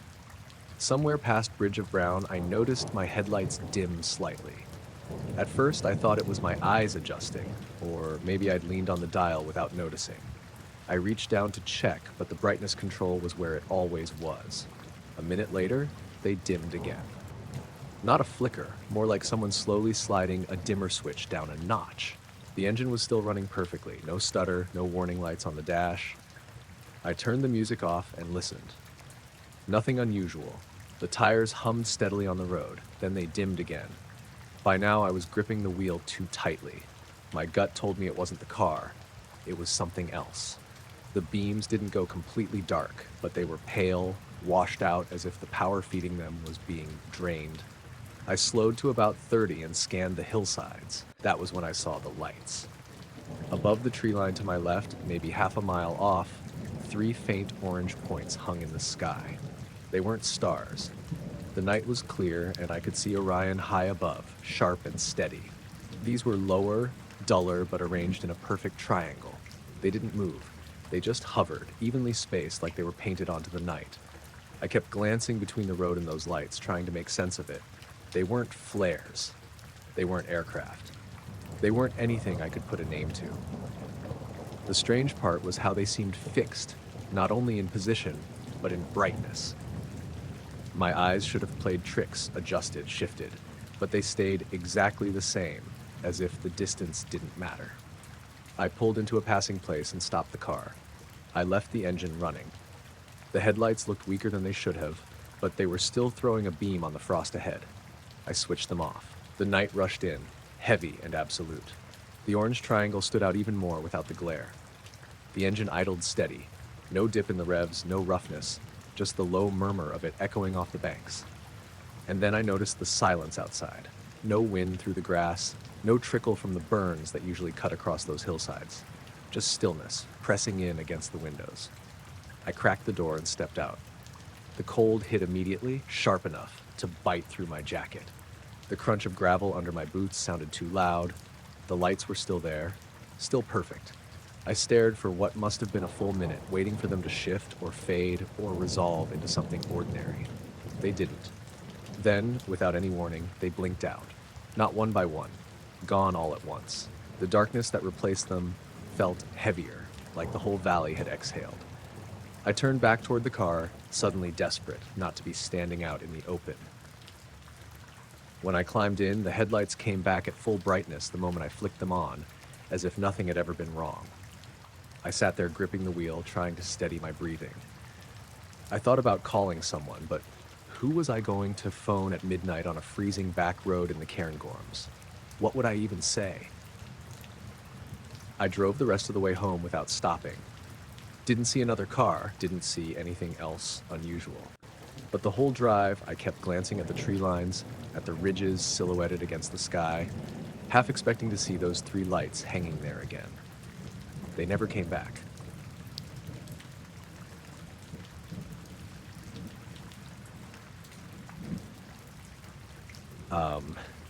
I woke up in the middle of the night at Loch Lomond for no good reason. Normally when I camp, I sleep straight through until the birds kick off at dawn, but that night I came out of sleep like someone had shaken me. I lay there with my eyes open, waiting to figure out what had woken me, and it took a good 30 seconds before I realized what was wrong. It was quiet. Completely quiet. Usually when I camp out in Scotland, even in colder months, there's always some noise. The buzz of midges, the click of beetles in the grass, the odd bat making that faint scrape of wings, if you're tuned into it. Sometimes you'll hear an owl, or at least the constant ripple of the loch if you're pitched close enough. That night, nothing, not even the usual rustle of leaves. The silence pressed in like I had earplugs in, but I knew I didn't. I lay there for maybe a full minute, barely breathing, and finally convinced myself I'd imagined it. I thought maybe I'd just woken during a lull. But then I noticed a faint color bleeding into the canvas of the tent. It wasn't moonlight. The moon had set hours before. I'd checked my phone earlier in the night before shutting it off, and it wasn't the orange or yellow of a torch beam. This was pale green, not a vivid laser pointer green, but soft like light through bottle glass. It spread across the tent wall in a shifting pattern like it was moving over the trees outside. At first, I thought a car must have pulled into the lay-by near the trailhead. Maybe someone parking up late and their headlights hitting the canopy at a weird angle. But the glow wasn't steady like headlights. It moved in smooth arcs, like it was scanning the treetops, sliding over the branches with an eerie kind of patience. I propped myself up on my elbows, heart hammering, and stared at the ceiling of the tent. The glow passed slowly across, like something outside was searching with a giant lamp. I didn't hear footsteps, no voices, no engine, just that dead silence and the shifting green light. I reached for the zip of the flap, then stopped, holding my breath. I don't know why. I felt this deep, primal urge not to make noise, not to move too quickly. My fingers rested on the zip pull and I froze. The glow lingered on the treetops just beyond my tent, and then it drifted away, sliding across the forest as if it had lost interest. I counted in my head to 30 before I dared move. When I finally unzipped the flap and leaned out, the glow was gone. Just darkness. The tree line across the loch was a faint silhouette, and the water barely moved. It was so still it looked frozen. The silence continued for a long time, long enough that I started to get scared in a different way, because even if the glow had been someone with a torch or a strange reflection, that didn't explain why every insect in the woods had stopped. The longer it stayed quiet, the more it felt unnatural. I remember deliberately coughing just to hear a noise, and the sound of my own throat was shockingly loud. Eventually, faintly, I started to hear water lapping against the bank again. Then, after what felt like ages, a single insect started up, a faint whine like a mosquito. Then another. Within a couple of minutes, the night sounded normal again, as though someone had pressed resume on the world. I sat up in the tent for hours, just listening. Every time a branch creaked or an owl hooted in the distance, I jumped. I kept watching the treetops through the mesh of the flap, waiting for that pale green glow to come back. It never did. In the morning, everything looked ordinary. Birds were loud. The air had that damp smell of moss and pine.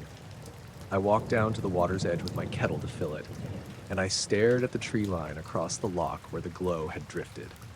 Nothing unusual, just trees and mist. But that silence and the way the glow had moved like it was searching, I've never had another night like that camping. I didn't cut my trip short, but I couldn't shake the feeling I'd been watched, or worse, examined. When I packed up to leave 2 days later, I glanced back at the clearing before heading down the trail, and for just a moment, I swear the forest looked too still again, like it was holding its breath.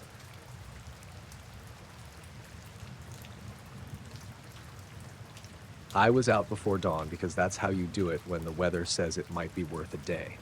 The forecast had been vague, gray with a chance of clearing, but the sea looked flat from the shore, a sheet of dull pewter that promised the small shoals would be visible once the light came.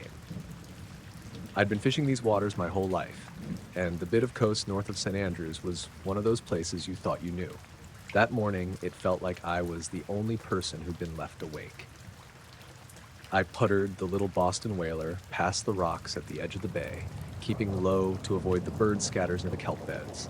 The tide was out enough that my usual markers, the big, jagged boulder, the rusted post, were all half exposed, the waterline kissing their undersides. It was the sort of morning where small things stood out, the pattern of wind on water, a shoal of sprats rising, the way the gulls squawked and settled in different numbers. When I say small things, I mean the things that tell you whether a day will be good or not. Around 7, when the light was a flat gray, I noticed the birds. Not just fewer, but wrong. There were pockets where the surface should have been full of motion, and there was nothing, no dabble of white, no flare. The gulls were on the cliffs, not on the water. A tern passed low and then banked away as if something had startled it. I didn't feel like moving closer yet. I sat with the engine idling and had another look through the binoculars. The first odd thing I saw was on the horizon, just off the line where sea met sky. From that distance, it could have been anything, a fishing boat tied up at anchor, a marker buoy, but the shape was too smooth and too bright. It was silver in tone, like the inside of a foil packet. It hovered, not bobbing with the swell, but steady, as if someone had nailed it to the sky. The light didn't hit it like a reflection, it seemed to glow from its own surface. I eased closer, not because I was brave, but because that's what you do. Closer gives answers. The closer I got, the more other little things added up wrong. The air felt cleaner, like someone had turned a window in the engine room. My radio kept filling with static even though there wasn't a storm in sight. The static wasn't loud, it was a thin hiss that rose and fell with the boat's speed, like something tuned to frequency that shouldn't be there. When I turned the radio off, the hiss stopped. Then a second later, a faint, low sound threaded under everything, more felt than heard, like a distant harbor engine idling and not quite in time. I had the binoculars up when I realized the object's reflection was missing. That's the word for it. Missing. The water around it showed the usual ripple and glimmer, but where you'd expect the silver shape's twin on the surface, there was nothing. I watched the waves slap at that place, and the surface broke as if it knew there was nothing to reflect. It made no sense. Even buoyant stuff makes a shadow and a double in the sea. The ripples would catch it, but the water acted like the light never reached it. I slowed until the motor was just a soft purr. I could see the object now as a loose, silent oval, maybe the size of a small trawler, but without any hull or mast, just a shape suspended a few meters above the waves. No wake, no heat shimmer, no birds circling it. It was motionless like a buoy, but suspended above the surface in flat air that smelled of salt and nothing else. The binoculars made it fringe and close. I could see lines on its skin, but no bolts or seams, a continuous sheen, dull, like tarnished chrome. I thought about turning back then. I don't like things without names, and this was a thing without a name. I thought of home, the kettle on the stove, Maggie asleep with the radio. Then I thought, sod it. I'm a curious man. I brought the boat in nearer until the bow pointed toward it, and I left the engine in neutral so I'd drift. That's when the tide did something I'd never seen. The water that had been sitting low around the rocks started to move inward in a way that didn't match the swell. It wasn't a wave so much as a broad shoulder of water that came in fast, faster than the charts said it should. The kelp beds that had been waving lazily were suddenly knitting together, then stretching as if someone had gathered the sea by the hem and dragged it. The rocks I'd measured for years went under so quick the whole boat shuddered and brushed against a patch I'd always kept clear. It was fast enough to make me curse and throw the engine into gear to keep a little movement, but I didn't want to rope the boat around anything. My hands were slick, my heart was up around my throat. The surge wasn't the usual trick of the channel or a gust. It felt deliberate. And while the sea moved inward, the silver thing stayed where it had been, calm, detached, like a ceiling lamp over a kitchen sink. I'd been in storms that made fine men pray, and I know how water remembers the moon, but this had none of that rule set. The tide rose along the whole little bay, neat as if someone had flipped a basin. The gulls took to the wind in a long, trying flight, their calls sharp and staccato. The radio crackled back to life when I'd flicked it on for a second. No voice, just the thin hiss again, and the low sound under the engine hummed in my teeth. I put the binoculars up once more. The silver thing was the same, but the lack of reflection sat in my head like a missing brick. I scanned the surface around it, expecting to see some distortion, a slick of oil, but nothing.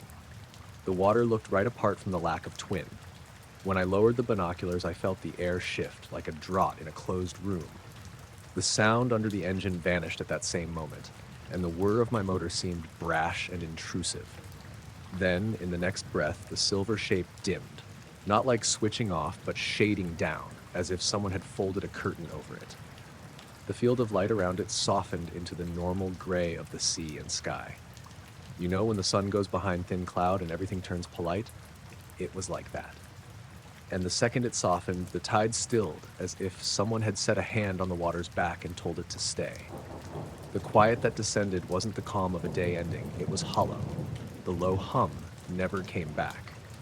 The only noise was the slap of little waves against the hull. And even that sounded wrong, too crisp. I didn't see it vanish. One blink and the object wasn't there anymore. There was no skid of motion, no upward streak. One blink, and my binocular field showed only the regular dull horizon and a band of white where waves broke further out. I found myself laughing once, a short, sharp laugh that came out of me without control. It felt like the sort of laugh you make when you've let fear uncork and don't know what to do with it. I told myself I'd imagined the whole thing. Maybe a reflection from something farther off, a hallucination from a long night and little sleep. Maybe the radio static and the tide were unrelated. Maybe. I didn't stay to prove any of those maybes. I tightened the engine and kept a hand on the wheel until the little bay was behind me. The houses along the seafront were empty and dark when I came in, the net drying racks stacked like ribs. Maggie was on the table with a pot of tea boiling over and a bowl for my boots. She looked up and said my name like she'd expected me to come in messy. She always did, the way wives know the shape of their men. I tried to speak normal, but my words kept catching. At home, I scrubbed salt off my face and the back of my neck, put the kettle on, and tried to make sense of the morning in my head between sips. I told her about the birds, about the sound, about the shape. She listened and asked the sensible questions. Did I see any markings, any heat, any craft? I answered as best I could. She asked if I'd gone too close. I said I'd kept a distance. I said I'd never seen a tide move like that in my life. By noon, the light had changed. The sea looked like a different thing. Blue and willing, people out on the promenade with dogs. Someone was walking the line where the water had rushed in, picking up shells and laughing because the morning had been chilly but clear. The bay looked ordinary in that way that worries me most. The world goes on, steady, with or without an answer. I told the harbor master when he came by that afternoon because that's what you do. You tell a man who keeps a book. He nodded and scratched at his beard, asked me to note the time. He said he'd heard nothing on the VHF. He said he'd had calls about a strange fog bank 2 miles out the week before, which had been gone by noon. He said a lot of things like men who are used to things that aren't right do, understandable, plausible, and then nothing that closed the circle. That night I slept badly and woke at odd hours, listening for a hum I never heard again. For a week, I found myself looking at the bay from the window when it should have been my mind on other things. I kept the binoculars on their hook by the door for longer than I should have. Sometimes the gulls would hang in a way that made my skin prickle, but the sea stayed steady. I don't have a tidy end to this tale. The silver thing didn't come back. The tide never surged that way again. I still can't explain why the surface where it hung didn't reflect it, why the water moved like hands had grabbed it, why the radio hissed at the moment I drew near and stopped the moment it dimmed. I can tell you only what I saw and how the morning pressed at me after. The rest sits there, a blank, easy to look past when the kettle's on and Maggie's humming in the kitchen, but as neat and stubborn as a bruise when the light hits just right and the sea looks like pewter again.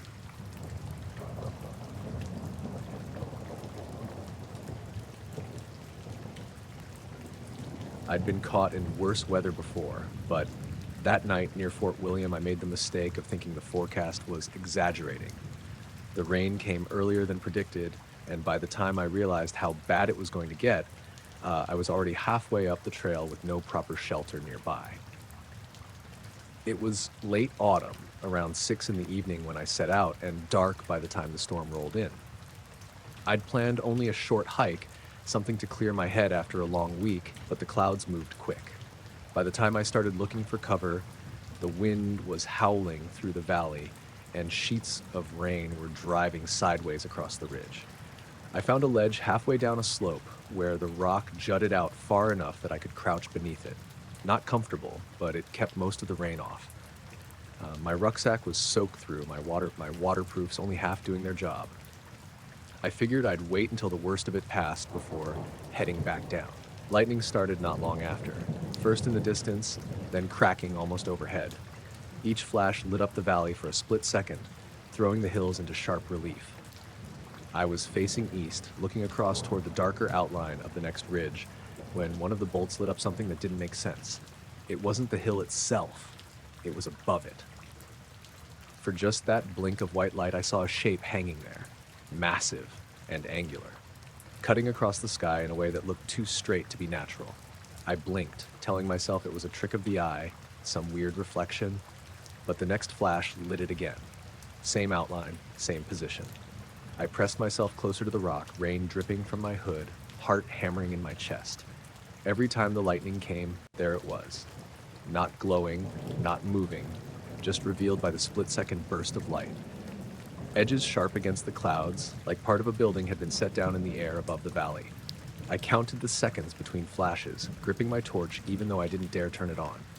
1, 2, 3, and then the valley was lit again, and that shape loomed there, impossible in size. My mouth had gone completely dry.